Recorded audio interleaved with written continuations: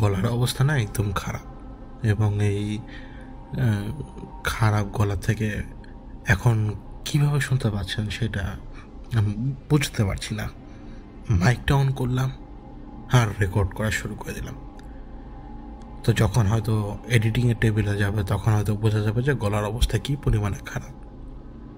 এবং এই জন্যই আজকে এই প্রশ্ন উত্তরের পর্বটা রাখলাম, এবং সেই সাথে একটা অভিজ্ঞতা তো বলবই, নইলে আমি রাসের টাইম লাইনটা কন্ট্রোল করতে, মানে রাসের টাইম লাইনটা আগের মধ্যে থাকতো। আর আরও একটা জিনিস হচ্ছে কি, মনে করুন যে মিডনাইট হওয়া পডকাস্টটা চালু করার পেছনে কারণ তো শুধুমাত্র ঘটনা বলার জন্য ছিল না। মনে করুন যে আপনাদের সাথে একটু কথাবার্তা বলা, আপনাদের সাথেই বসে মনে করুন যে একটা স্ক্রিনে 2-3 জনের সাথে বসে কথাবার্তা বলা, এরকম অনেকগুলো প্ল্যান আছে। কিন্তু আমি তো একটু টেকনিক্যাল দিক দিয়ে দুর্বল, টেকনিক্যাল ব্যাপারগুলো একটু বুঝি কম, শিখতে সময় লাগছে। তো এই জন্য হয়তো ওই অভিজ্ঞতাগুলো বলে যাচ্ছিলাম টানা, কিন্তু আস্তে আস্তে আস্তে আস্তে পরিবর্তন আসবে, কারণ এখন শেখার মধ্য দিয়ে যাচ্ছি তো এই জন্য। তো ঠিকই একদিন দেখবেন আপনাদের মধ্যে থেকে কেউ না কেউ, কারণ আমার নজরে ইতিমধ্যে কয়েকজন আছেন যাদের কথাবার্তা আমার কাছে খুব ভালো লাগে, তাদের কমেন্টগুলো দেখলে আমার খুব ভালো লাগে, এবং তাদের চিন্তার ব্যাপারটা আমার খুব ভালো লাগে। তো এরকম কয়েকজনের উপরে আমার নজর আছে, বদ্ধজন না অবশ্যই, সুনজর। তো যখনই আমি ব্রডকাস্টিংয়ের ব্যাপারটা ভালোভাবে বুঝতে পারবো তখনই ইনশাল্লাহ আপনাদের মধ্যে থেকে কেউ না কেউ রেগুলার বেসিসে থাকবেন। মিডনাইটে যখনই আমরা কোনো কথা বলবো, পডকাস্টে আলোচনা করব, সেটা সবার জন্যই তো, নিজের জন্য এবং সবার জন্য তো। তো কিছু প্ল্যানিংয়ে আছে, কিন্তু আগে আমাকে শিখতে হবে, কারণ শেখার তো কোনো শেষ নেই। তো এখন প্রশ্ন উত্তরের পর্বটা শুরু করি, এবং শেষের দিকে একটা অভিজ্ঞতার কথা বলবো, একটা বাড়ির কথা বলবো।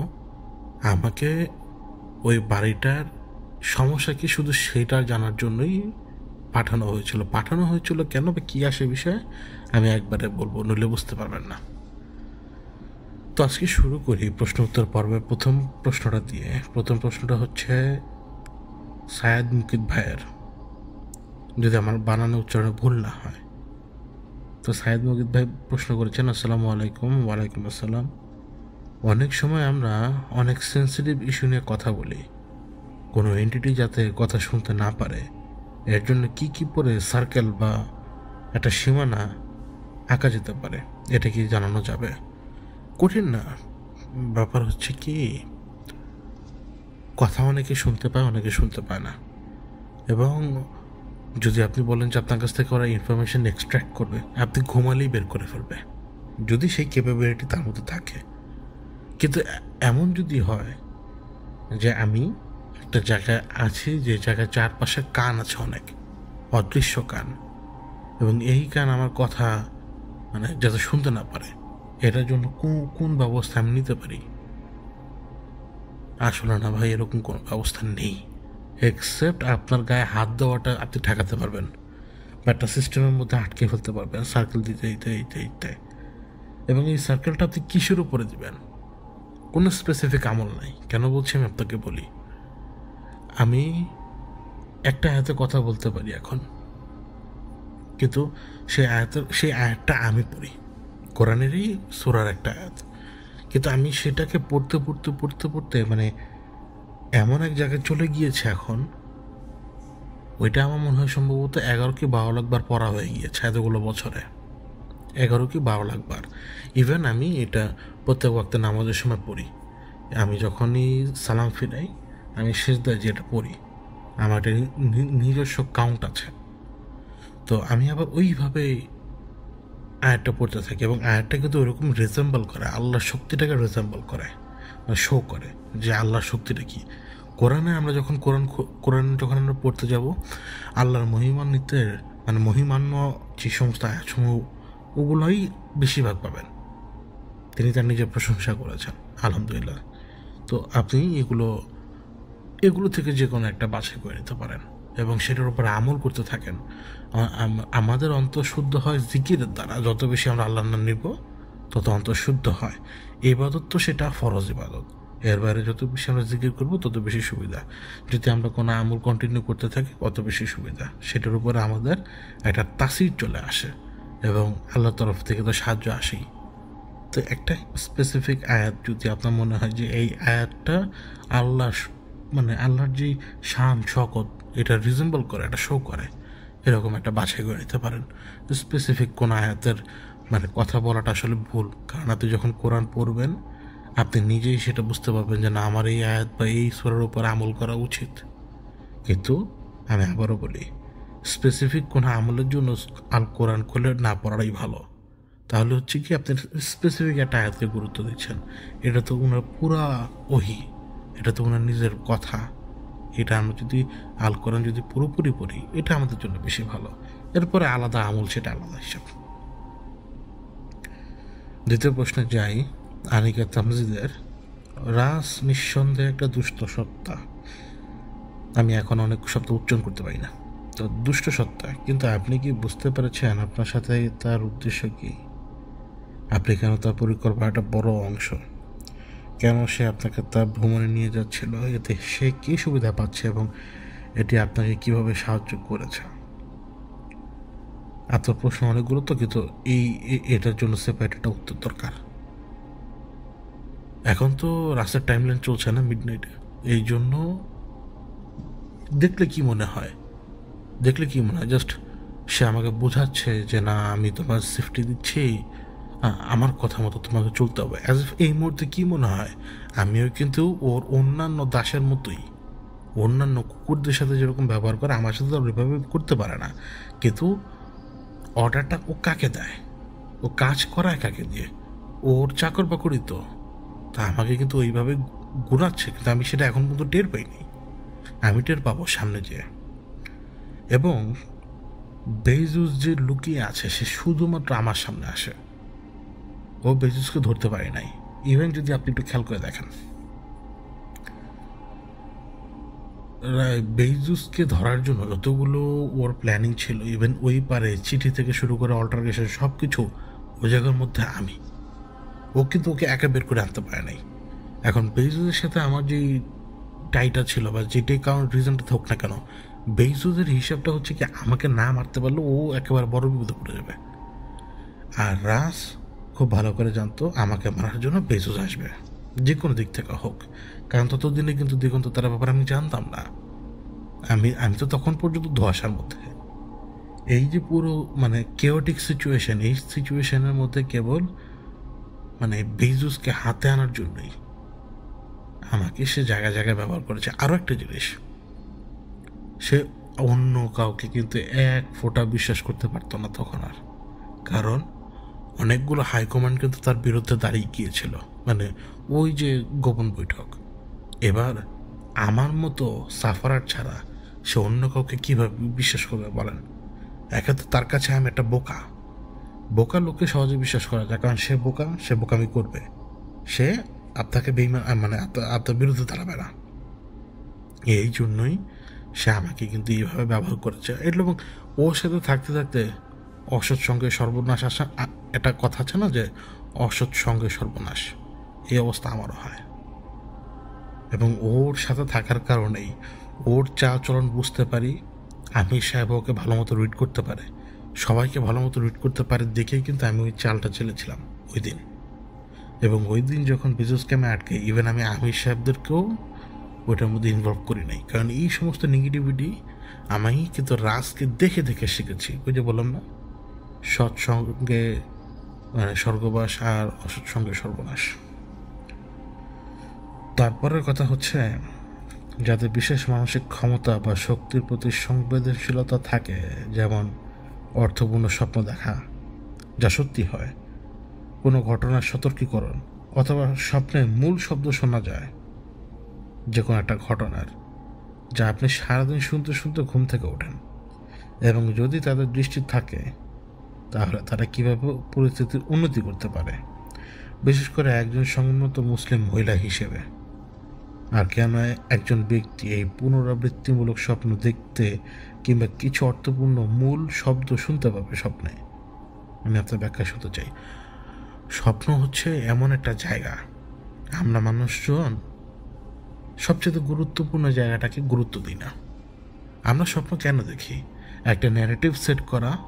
দেখুন, একটা ন্যারেটিভ কিন্তু সেট করা কারা করেছে? যারাই করেছে, বিজ্ঞানের নাম দিয়ে হোক বা যে কোনো নাম দিয়ে হোক।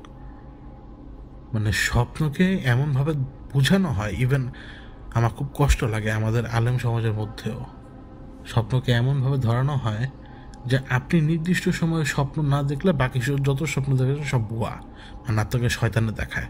ওটা হচ্ছে আলেম সমাজের কথা, নির্দিষ্ট সময় বাদে।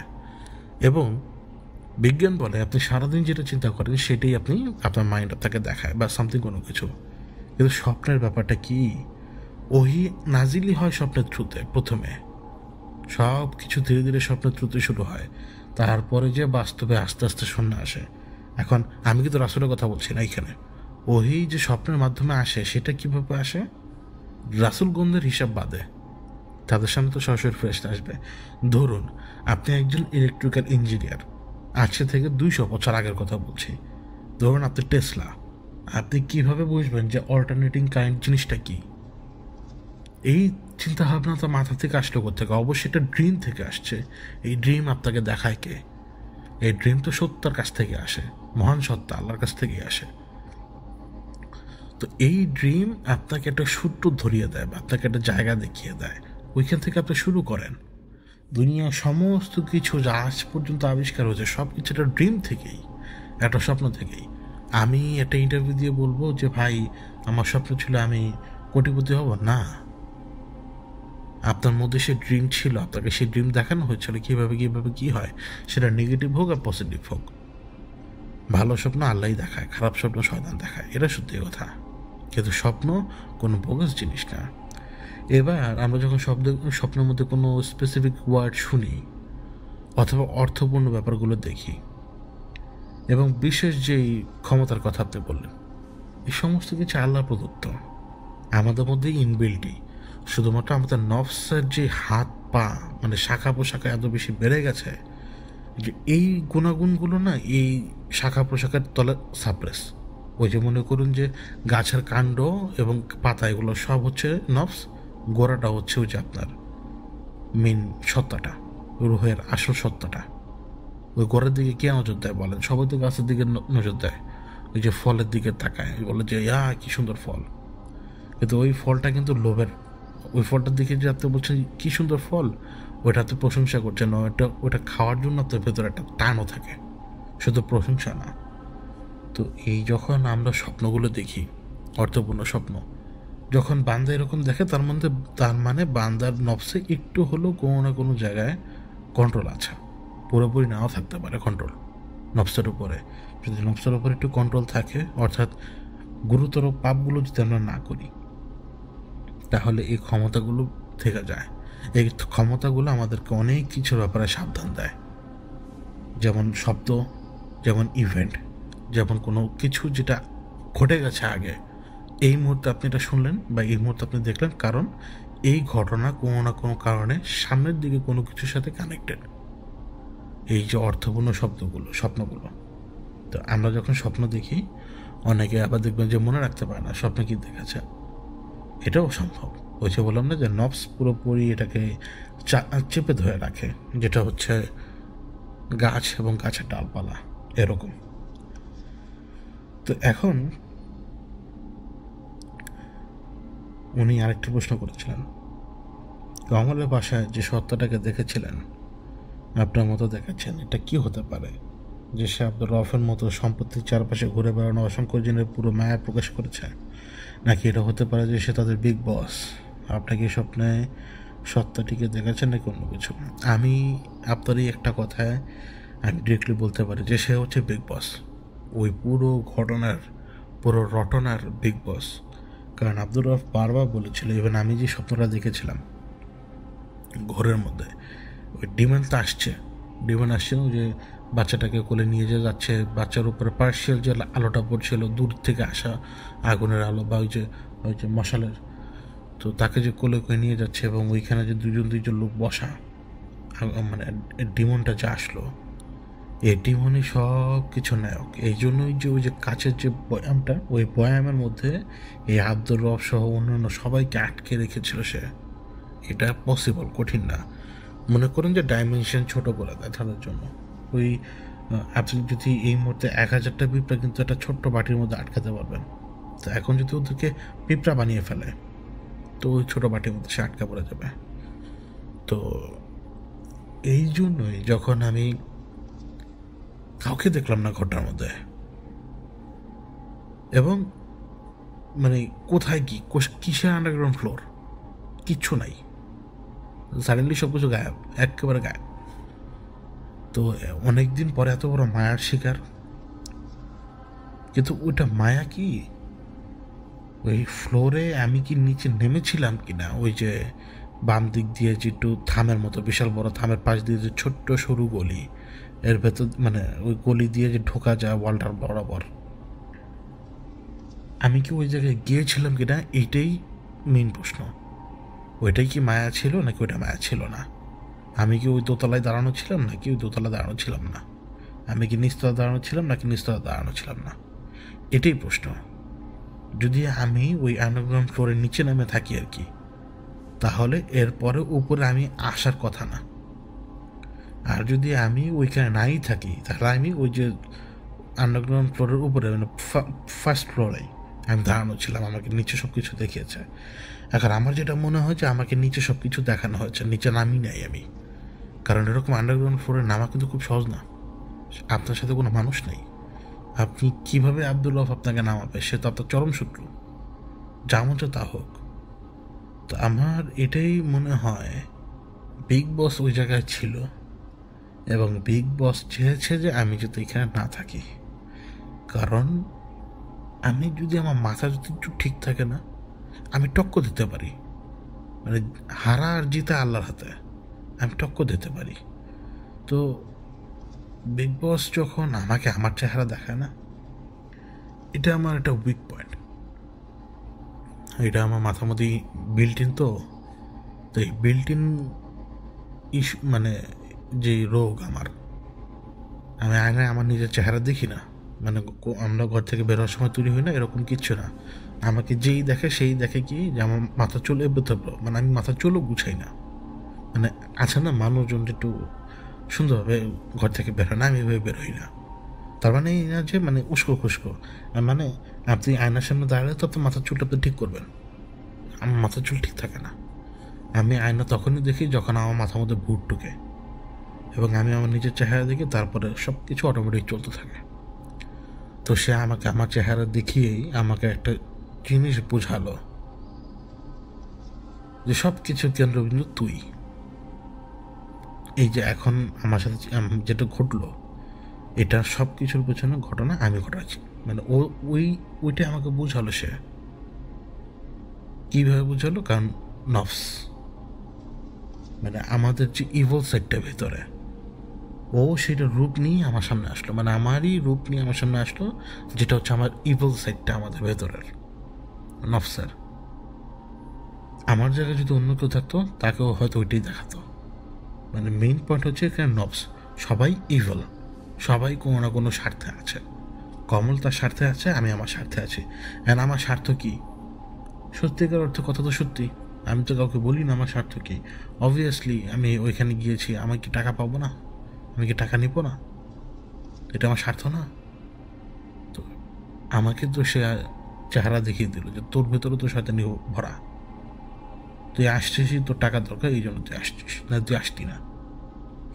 কিন্তু সত্যি কি আসল ব্যাপার কি না, আমি টাকার জন্য যাইনি, টাকার জন্য যাইনি। জাস্ট ভেতরে একটা মানে মানে ব্যাপার ছিল, সেটা হচ্ছে যে আমার আঙ্গুল ভেঙেছিল, এটার একটু শোধ নেওয়া দরকার। আমার ভেতরের ইস্যুটা ছিল এটাই, যে অনেক দিন পরে এখন তো আমি মনে করি যে আমার মাথা অনেক ঠান্ডা, এই জন্য আমার মনে হয় যে না, আমি কন্ট্রোল করতে পারবো। এই জন্যই আমি গিয়েছিলাম যে আমার আঙ্গুলটা যে ভেঙেছিল ওইটারই শোধ নিতে, একই হিসাবে, যেটা হচ্ছে আমার নফসের ইভল সাইড, মানে সরি আমাদের ভেতরের ইভল সাইড মানে নফস। তো চলে যায় পরের প্রশ্নে। আরাফাত বিন উসমান ভাইয়ের প্রশ্ন। আসসালামু আলাইকুম ভাই। ওয়ালাইকুম আসসালাম। আমার 4টা প্রশ্ন ছিল, যদি ভালো লাগে তাহলে উত্তর দেবেন ইনশাল্লাহ ভাই। তো ওনার প্রথম প্রশ্ন হচ্ছে, ভাই সুপ্রিম কমান্ডারের সাম্রাজ্য পতন হওয়ার পর এখনও কি সেটা এভাবেই আছে, নাকি সেটা কন্ট্রোল করার জন্য কেউ একজন আছে দিগন্ত তারাবাদে? তার যখন পুরো সিস্টেমটা ফল করে না, এই ফলটা তো সে নিজেই কটায়, কারণ সে আগে সবাইকে মেরে আত্মরা করে শেষ করে ফেলেছে। ওই সময় তো তার সিস্টেমকে তার কন্ট্রোলে নেওয়ার দরকার ছিল, কিন্তু সে করলো কি, সে আমার ঘাড়ের পেছনে চলে আসছে। কারণ তার মাথায় তো জিদ ঢুকেছিল তার মেয়েকে নিয়ে। এর বাইরেও অনেক, সে তো অহংকারী লোক। যখন তার অহংকারের চূড়া থেকে পতনের শিকার হয়, তখন সে সেটা সহ্য করতে পারে না, মেন্টাল হয়ে যায়।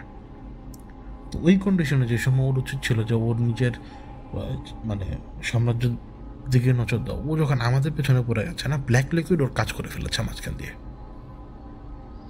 তো এখন ওর যে সাম্রাজ্যের যে সিস্টেম পুরোপুরি এলোমেলো।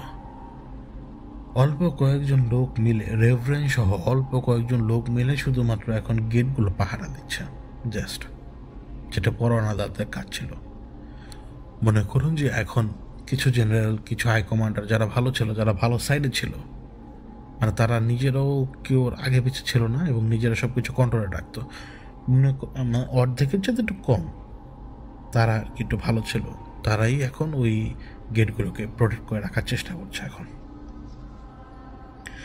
রাজকে ধরে নিয়ে যাওয়া, ওনার দ্বিতীয় প্রশ্ন, রাজকে ধরে নিয়ে যাওয়ার সময় অল্টার লেখা ছিল, সেটা কি বলা যাবে এখন, নাকি সেটা সময় আরও পরে হবে? অল্টার শব্দের একটা অনেকগুলো অর্থ হয়, তার মধ্যে একটা হচ্ছে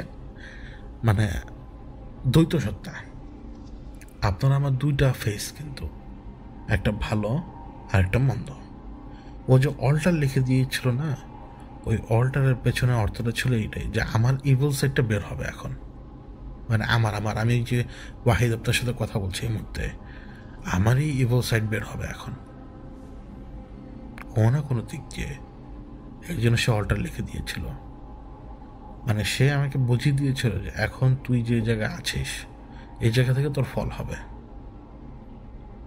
এটা হচ্ছে অল্টারেশন মিনিংটা। অল্টার আবার কোনো এন্টিটি না, এরকম না। অল্টার হচ্ছে ওইটাই, আমি আপনাকে বুঝাই, আমাদের দ্বৈত সত্তা, আমাদের ইভিল সাইডের এবং গুড সাইড, দুইটা যে সত্তা, তার একটা সত্তার নাম হচ্ছে অল্টার। যদি আপনি খারাপ হয়ে থাকেন, আপনার দুনিয়া মানুষজন জানে যদি আপনার খারাপ, তাহলে আপনার অল্টার সাইডটা হচ্ছে ভালো, এবং পুরো দুনিয়া মানুষ যদি জানে যে আপনি ভালো, তাহলে আপনার অল্টার সাইডটা হচ্ছে খারাপ। তৃতীয় প্রশ্নটা হচ্ছে, আপনার মতে সারা পৃথিবী আর কখনো কি স্থিতিশীল হবে, নাকি এভাবে আস্তে আস্তে আরও বাড়বে? সবার যে একটা চিন্তাধারা তৃতীয় বিশ্বযুদ্ধ হবে, সেটা কি সঠিক? তৃতীয় বিশ্বযুদ্ধ হবে না, আমি বলে দিচ্ছি কেন। এবং আমাদের এই দুনিয়া স্থিতিশীল হবে না, কোনো মতেই হবে না। এটা এখন প্রফেসির দিকে আগামী ধীরে ধীরে, কিন্তু আগামী 100-200-300 বছরে আপনি আমি কেউই থাকবো না, এই জেনারেশনই থাকবে না। অবস্থাটা এরকম হবে যে মুসলমানই থাকবে না ধীরে ধীরে। তো এখন কেন বলছি যে তৃতীয় বিশ্বযুদ্ধ হবে না, আপনি একটু মাস স্কেলে চিন্তা করেন, আপনি যে অর্থনৈতিক ধাক্কাটা খাবেন, এটা কয়জন হজম করতে পারবে? মনে করুন যে এখন জাপান করলো কি, কোরিয়ার উপরে হামলা করলো, অথবা নর্থ কোরিয়া সাউথ কোরিয়ার উপরে হামলা করলো। নর্থ কোরিয়া সাউথ কোরিয়ার উপরে হামলা করলে আমেরিকা করবে কি, আবার এই নর্থ কোরিয়ার উপরে হামলা করবে। তো নর্থ কোরিয়ার উপরে যদি হামলা করে আমেরিকা, তাহলে আরেক দেশ হামলা করবে আমেরিকার উপরে। তো এইভাবে তো শুরু। কিন্তু আপনি দেখেন, যখন প্রত্যেকটা যুদ্ধ শুরু হয়, দুনিয়ার কি অবস্থা হয় অর্থনৈতিক দিক দিয়ে। এই যে ইউক্রেনের যুদ্ধটা শুরু হলো, রাশিয়াকে যে কোণ ঠাসা করার চিন্তা ভাবনা করলো, খুব সুন্দরভাবে রাশিয়ার বর্ডারের আশপাশে নেটো তাদের বেস বানানো শুরু করলো বা জিনিসপত্র রাখতে শুরু করলো। রাশিয়া বিগড়াবে না এবং সে অ্যাটাক করবে না, এবং অ্যাটাক করে সে কী করলো, ইউক্রেনের একটা অংশ তো সে দখল করে ফেলেছে। কিন্তু এতে তো রাশিয়ারও টাকা যাচ্ছে, এবং সেই যুদ্ধের ফল কতগুলো দেশ দিল দেখুন তো, আমরা নিজেরা সহ। তো এই যে যখন থার্ড ওয়ার্ল্ড ওয়ার অনেকে বলে না খুব গর্বের সাথে, একটু কি চিন্তা করে কেউ এই যে এখন যে ট্রাম্প ক্ষমতা আছে, সে কোথাও যুদ্ধ করবে না, কেন জানেন? ট্রাম্পের পক্ষে নাই আমি, কিন্তু সে কোথাও যুদ্ধ করবে না, কারণ যুদ্ধ করা মানে আপনার সমস্ত দিক দিয়ে লস, লাভ নেই। তো এই তৃতীয় বিশ্বযুদ্ধ হতে গেলে তো দেশে দেশে যুদ্ধ হতে হবে, ওইটা কোনো মতেই সম্ভব না। কারণ কেউ খেয়ে পড়ে আরেকজনের উপর হামলা করে নিজের জনগণের আস্থাও হারাতে যাবে না, এবং আলটিমেট ক্ষতি কি, আপনার সাপ্লাই চেনটা ধ্বংস হয়ে যাবে, এটা কেউ করবে না। কিন্তু হবে কি, যে কিছু একটা তো হবে যার কারণে এই যে ডিস্ট্রেস কন্ডিশনটা বাড়তে থাকবে। মনে করুন যে এখন যদি অর্থনৈতিক অবস্থার কোনো না কোনো দিক দিয়ে একটা ধাক্কা খায়, আজকে ডলারের দাম বাংলাদেশে 120 টাকা, চিন্তা করে দেখেন তো অল্প কয়েকদিন আগে ডলারের দাম কত ছিল। আর সে ধাক্কা খেয়ে যদি ডলারের দাম যদি যে পৌঁছায় 200 টাকায়, তখন আপনি $1 দিয়ে যে মানে যে জিনিসটা কিনতেন, যেটা একসময় আপনার কাছে 90 টাকা ছিল, সেটা এখন আপনাকে কিনতে হচ্ছে কি 200 টাকা দিয়ে। তো আপনার 110 টাকা লস, আপনার কিন্তু 1 টাকা ইনকাম বাড়ে নাই, তো এটাই লস। তো এটা এখন কেউ এই তৃতীয় বিশ্বযুদ্ধের রিস্ক নেবে না। যারাই তারা বলে, আমার কেন যদি মনে হয় যারা সবাই উন্মাদ।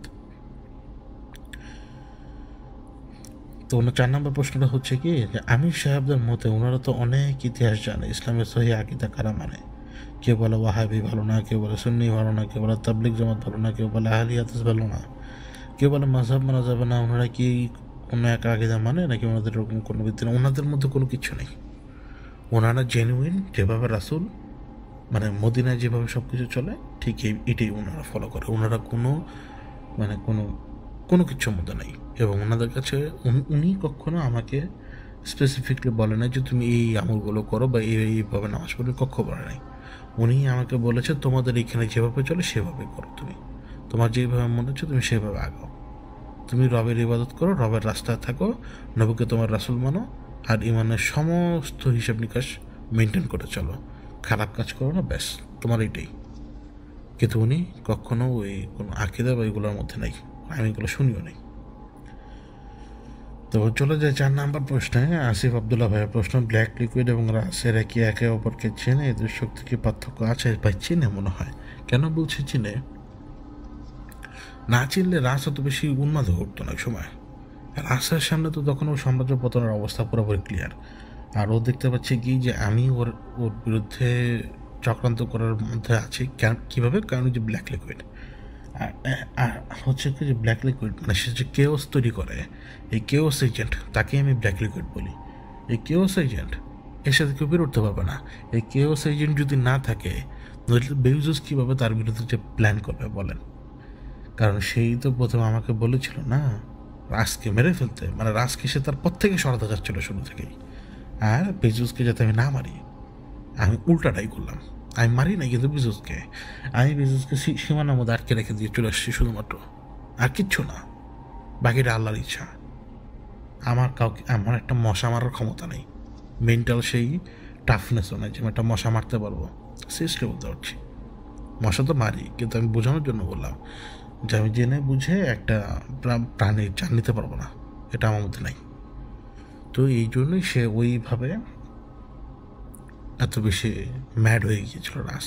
কিন্তু আমার যেটা মনে হয়, যদি একটু ঠান্ডা অবস্থায় চিন্তা ভাবনা করতো, দিগন্তের তারার মাথা নেওয়া, রেফারেন্সের মাথা উড়ানো, গ্যারিসন ফোর্ড মোড, এই যে এগুলো করে নিজের ক্ষতি নিজে ডেকে এনেছে। মূল কথা হচ্ছে কি, সে শান্ত থেকে মানে অবজার্ভ করে নাই কোনো কিছু। তার মাথার মধ্যে একটা জিনিসই কি, হাই আমি রাস, তোদের এত বড় সাহস, এটিই ওর সমস্যা। আজকে তো প্রশ্ন অনেক, ইতিমধ্যে আধা ঘন্টা চলে গেছে। 5 নম্বর প্রশ্ন হচ্ছে মোহাম্মদ আয়ন ভাইয়া, আসসালামু আলাইকুম ভাইয়া। ওয়ালাইকুম আসসালাম। আমার একটা প্রশ্ন ছিল, স্যার কাটে ওই পর্বতে আপনি একটা জিনকে বাদ দিয়েছিলেন, কিন্তু জিনটা ছুটে গিয়েছিল, এটা কীভাবে হলো? বেইজুস এই গুন্ডি থেকে বের হতে পারে নাই, ওই জিনটা। আপনি যদি খাইবার খানের কথা বলে থাকেন, মানে হচ্ছে টাঙ্গুয়ার হাওর, তো খাইবার খান তো সীমানার মধ্যেই আটকানো ছিল, আমি জাস্ট সীমানাটা করে দিয়েছি। আমি ওই যে সীমানার ভিতরে ঢুকেই সীমানা ভেঙে দিয়েছি। আর এরপরে হচ্ছে কি, মনে করেন যে আমি সীমানায় ঢুকে 90% সীমানা ভেঙে দিয়েছি, তখনই জাস্ট আমার একটা অনুমতি দরকার, ব্যাস ক্লিয়ার। এবং সেই অনুমতি সে যে কোনোভাবে নিতে পারতো, সে ছলনা করে নিতে পারতো বা অন্য কোনোভাবে নিতে পারতো। কিন্তু খায়বার খানকে ওই সময় আমার দরকার ছিল। যখন আমি জানতে পারি যে খায়বার খানের মতো এরকম অনেক লোক আছে, আমার তখন তাদের মতো লোকের খুব দরকার ছিল, কারণ বেজুজের এগেনস্টে এই সমস্ত লোক খুব দরকার, যারা বেজুজের ব্যাপারে জানেই না, থ্রেটের ব্যাপারে জানেই না। তো এদেরকে যদি মুক্ত করতে পারি, অ্যাটলিস্ট এদের লয়ালিটি তো পাবো, এইটি ব্যাপার ছিল। আর এই জন্যে বেজুজ বের হতে পারেনি, কারণ সার্কেলটা আমি দিয়েছিলাম, তো প্রথম সার্কেলই তো রাস আটকানো, আসার পরে সে টের পায়। কিন্তু এরপরে যখন ওকে দিয়ে যায়, তখন আমার অনুমতি দরকার পড়ে রাস্তা রেখা থেকে বের হওয়ার জন্য। তো অনুমতি ছাড়া তো বের হতে পারবে না। এবং এই সার্কেল দেওয়া খুব কঠিন, বললাম না, খুব কঠিন। 6 নম্বর প্রশ্ন মোহাম্মদ সাইফ ফয়সাল ভাইয়ের। 1, ইবলিশের ডাইরেক্ট ডিসেন্ডেন্ট ওর ছেলেদের কারোর সাথে কি সে বা আপনার দেখা হয়েছে? ভাই, এরা সব ডাইরেক্ট ডিসেন্ডেন্ট, এরা সব যাদের যাদের নাম বলে যাচ্ছি আমি, ডাইরেক্ট ডিসেন্ডেন্ট। যতগুলো ইভেল দেখবেন আপনি, ডাইরেক্ট ডিসেন্ডেন্ট। এই জন্য তো রাজ বলেছিল যে অল ফাদারের কথা বলছো কিনা আমাকে। 2, ওদের প্রাসাদ বা সিংহাসন কই হতে পারে? ওদের প্রাসাদ বা সিংহাসন কোনো না কোনো জায়গায় থাকতে পারে। কেউ হয়তো পাহাড়ে থাকতে পারে, কেউ পানিতে থাকতে পারে, কেউ পানির তলদেশে থাকতে পারে, কেউ হয়তো এই মুহূর্তে মাটির তলদেশে থাকতে পারে 100 কিলোমিটার 200 কিলোমিটার গভীরে। এবং মাটির তলদেশে যে সমস্ত জায়গায় সমুদ্রের অস্তিত্ব আছে, ওইখানেও থাকতে পারে। মানে খুব খুব মানে বিভিন্ন জায়গায় থাকতে পারে ওরা। 3 নম্বর প্রশ্ন হচ্ছে ওনার, ইবলিশের নিয়োগ করা লোক কি মানুষের জগৎ এবং গুরুত্বপূর্ণ পদে আছে আপনার মনে হয়, যারা ইবলিশের কাছে সরাসরি রিপোর্ট করে? হ্যাঁ, এরাই তো, এরাই রিপোর্ট করে। এরা রিপোর্ট করে কি ওই যে সেম সিস্টেম। মনে করুন যে আপনার এই হাইকমান্ড কী করে, এটা আমি জানি না। হাইকমান্ডের কাছে সবাই, মানে লোয়ার লেভেল থেকে শুরু করে মানে আপার লেভেলে ধীরে ধীরে ধীরে ধীরে রিপোর্ট করতে থাকে। রিপোর্ট পৌঁছে যায় কার কাছে? হাইকমান্ডের কাছে। এবং হাইকমান্ডের কাছ থেকে রিপোর্ট পৌঁছায় কোথায়? সিধা অল ফাদারের কাছে। কিন্তু এখন এই যে হাইকমান্ডগুলো, রাসের যে হাইকমান্ড, মানে রাসের যে সাম্রাজ্য, এই হাইকমান্ড রাসের হিসাবে চলতে চায় নাই। এই হাইকমান্ড চলতে চেয়েছে ইবলিশের হিসাবে, মানে গুটি কয়েক। তারা রিপোর্ট করতো তার কাছে।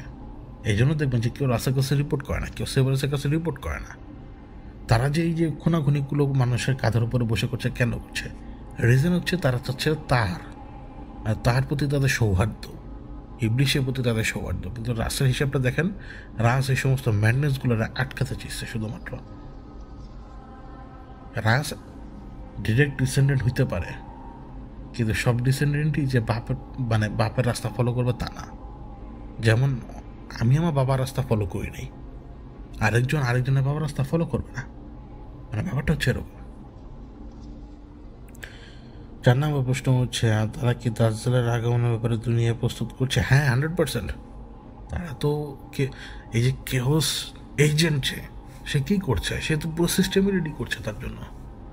এই কেওস এজেন্ট কি, এটা আমি জানি না, মানে যে ব্ল্যাক লিকুইড, সে তো এই পুরো সিস্টেমই রেডি করছে দাজ্জালের জন্য। 5 নম্বর প্রশ্ন হচ্ছে, দাজ্জাল যে দ্বীপে আটকা ছিল, ওই দ্বীপ কি এখনো আছে আপনার মনে হয়? দেখুন, হাদিসের যে কথাটা, অনেকে এই হাদিসকে অস্বীকার করে। আর আমার কথা হচ্ছে কি, আমি তো আলেম নই।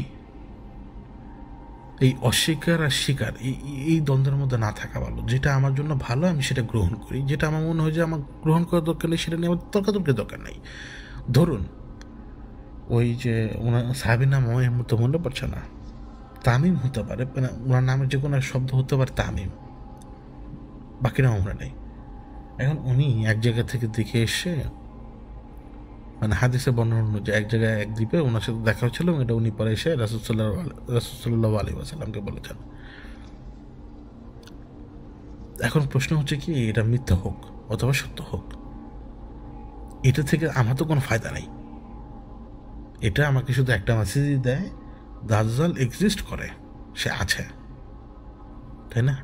এটা আমাকে এই মেসেজই দেয়। জীবিত আছে মৃত্যু আছে আমার জানার দরকার নেই। তা হাদিস অস্বীকার করা এবং হাদিস স্বীকার করা, এই দুই গ্রুপের এক গ্রুপের মধ্যেও আমি নেই। মানে আমি হাদিসকে বাতিল বলতে রাজি না। কেন বলছি? সত্য কথা শুনতে একটু অন্যরকমই লাগে। মানে আমার পক্ষে আসা বা আমার পক্ষে না আসা সেটা না।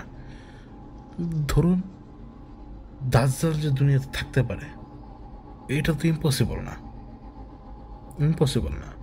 ইসলামের মূল ব্যাপারটা হচ্ছে কি অদৃশ্যের উপরে বিশ্বাস রাখা, আল্লাহর উপরে বিশ্বাস রাখা, এবং যে সমস্ত ঘটনাগুলো ঘটবে ভবিষ্যতে সেগুলোর উপরে বিশ্বাস রাখা।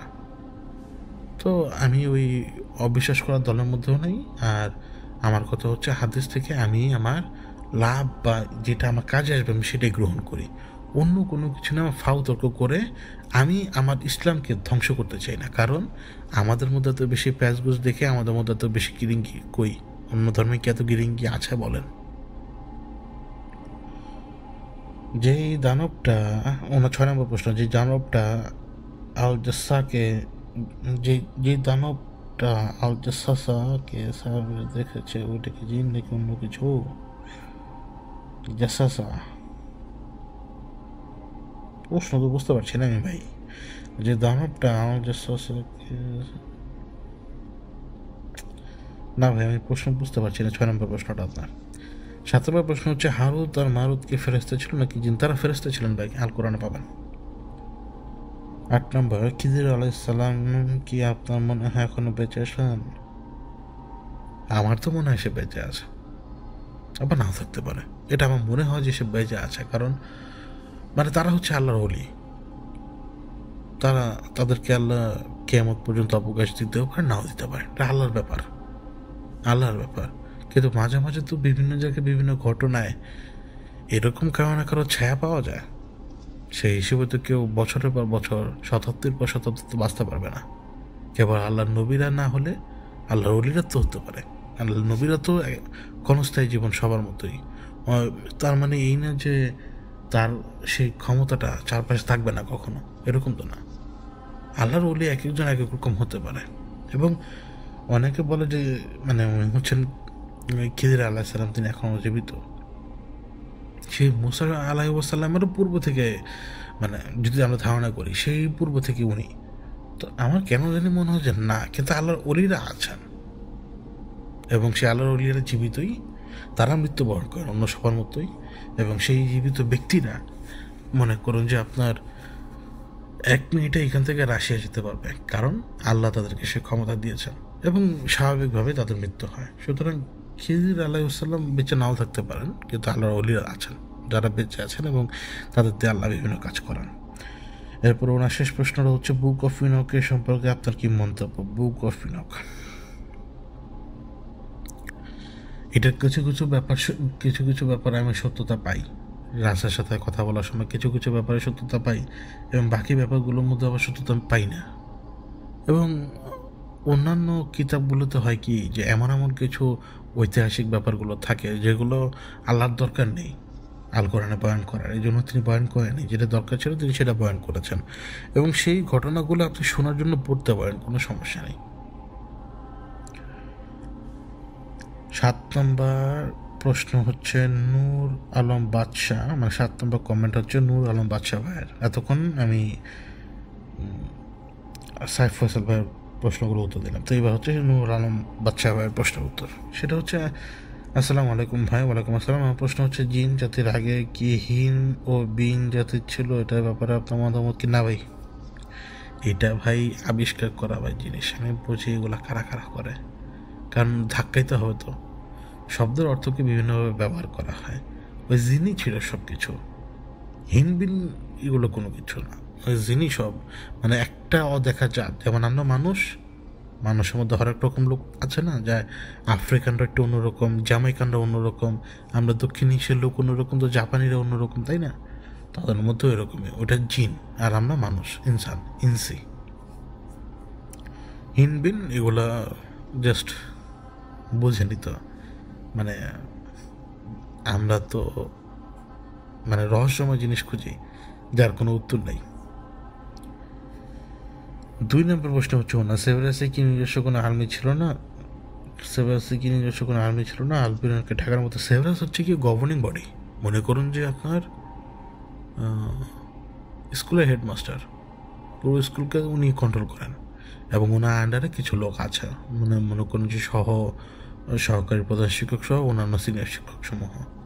তো এইখানে হয় কি, যখন এইখানে কোনো স্টুডেন্ট হামলা করে ওনাকে বাইরে থেকে হেল্প নিতে হবে, এছাড়াও তো উপায় নেই। উনি নিজে তো ব্যাটেল করতে পারছেন না, উনি তো নিজে বয়স্ক, তাই না? এক হিসেবে, কারণ প্রধান শিক্ষক তো তিনি বয়স্ক, তিনি ইয়াং ছেলেদের সাথে পারবে কীভাবে? তো এই জন্যই তাদের হেল্পের দরকার ছিল, এবং এর পিছনে আর বড় কারণ, রাহাস যদি নেমে আসে না, সবই মানে মানে শেষ করে দিত, শেষ তো করেই দিয়েছে। মানে এই গভর্নিং বডির হিসেবটা হচ্ছে কি, এদের মধ্যে থেকে যদি কাউকে ভালো রাস্তা আনা যেতে পারে, এই জন্যই তো ওদের রোল দেখবেন এরকম, গভর্নিং বডি। তা যখন দিগন্ত তারা প্রথমবার তাদের কাছে যায়, তখন বলেছিল তারা যে আমরা তো তোমাদেরকে বাধা দিইনি, তোমরা স্বাধীন সত্য, তোমরা যে কোনো কিছু অপশন নিতেই পারো।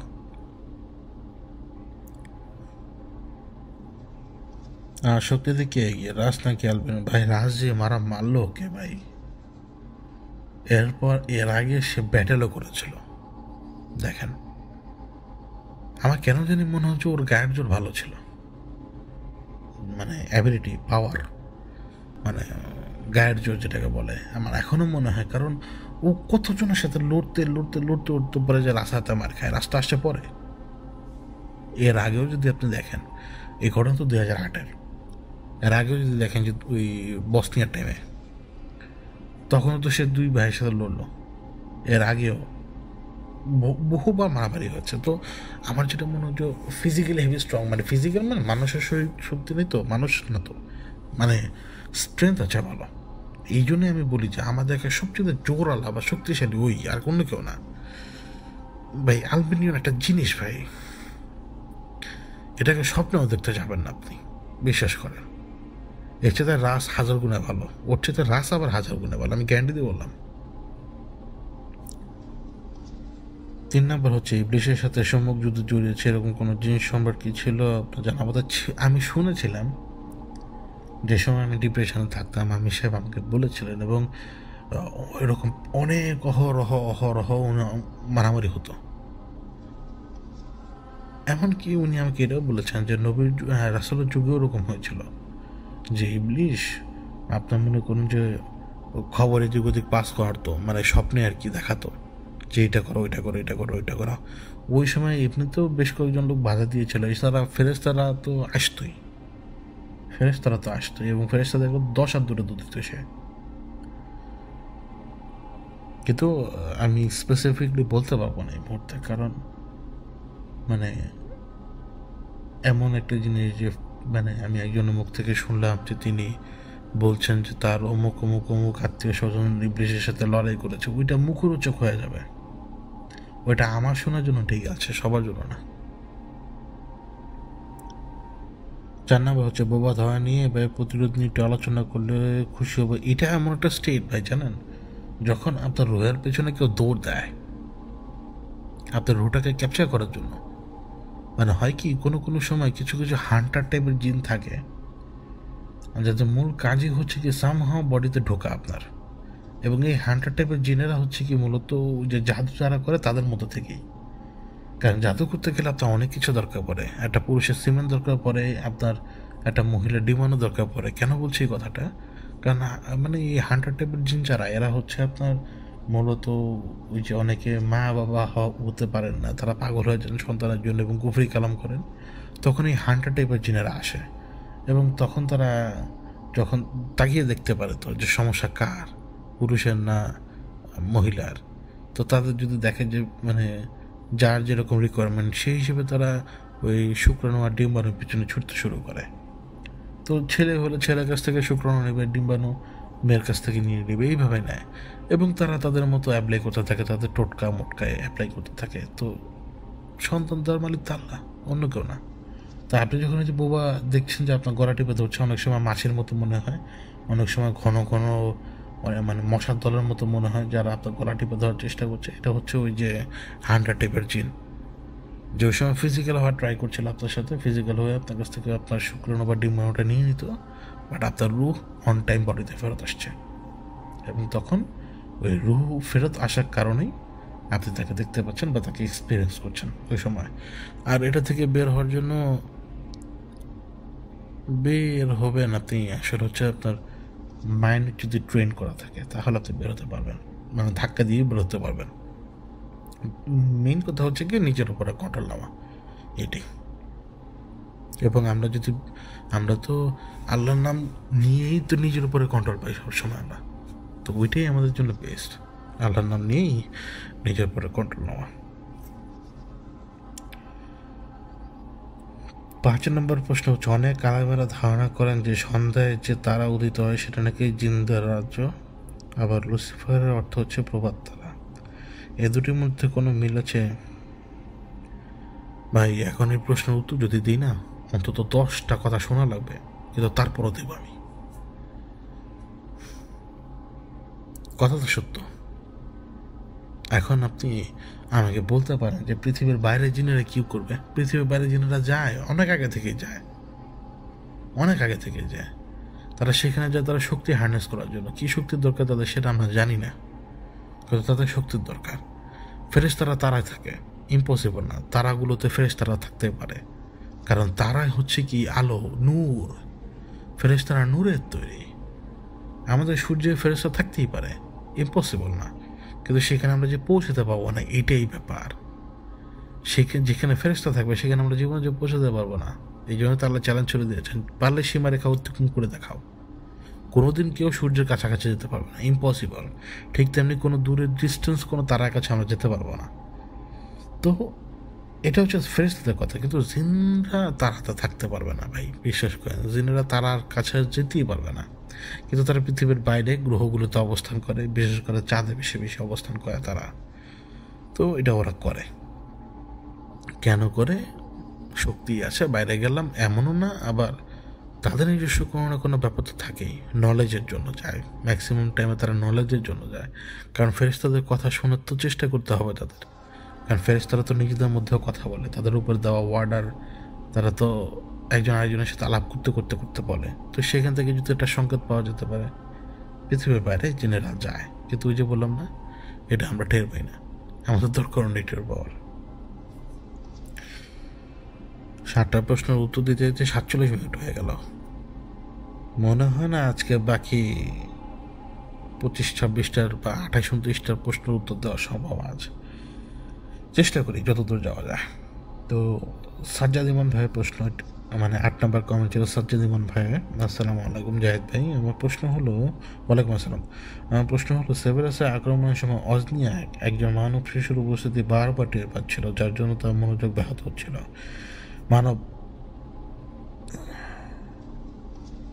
মানব শিশু না, মানব, ও ও মানুষ টের পাচ্ছিল, ও টের পেতে পেতে আরও কয়েকজন টের পায় যে এই জায়গায় এক্সিস্ট করছে কোনো মানুষ, সে হচ্ছে একজন হাই কমান্ডার।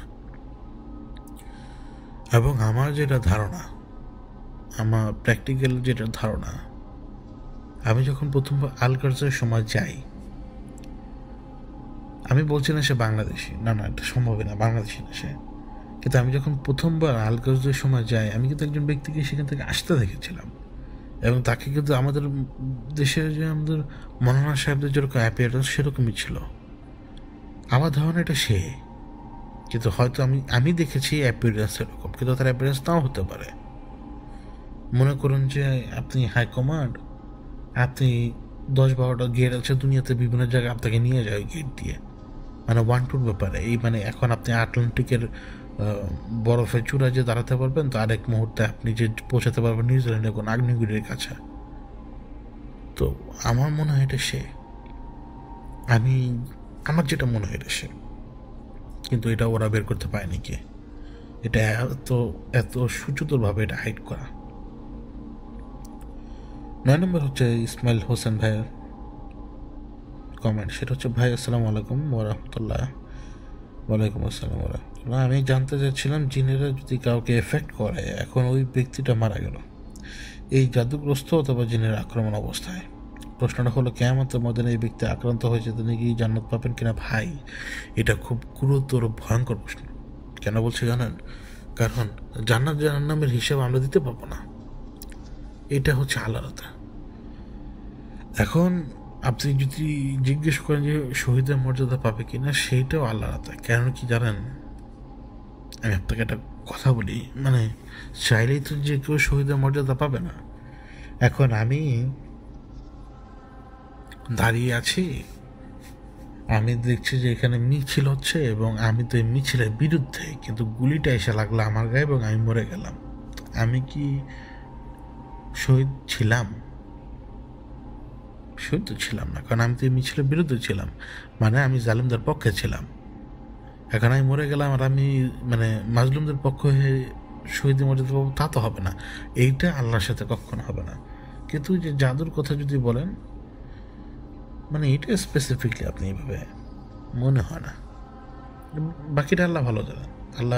আল্লাহ উত্তম বিচারক। 10 নম্বর কমেন্ট হচ্ছে জিয়ান হোসেন ভাইয়ের। আসসালামু আলাইকুম ভাই। ওয়ালাইকুম আসসালাম। হাই কমান্ডের নিয়ম অনুযায়ী যে যাকে হারাবে সে সেই জায়গায় কমান্ডার হবে, সেই হিসেবে তাহলে তখন আপনি সুপ্রিম কমান্ডার।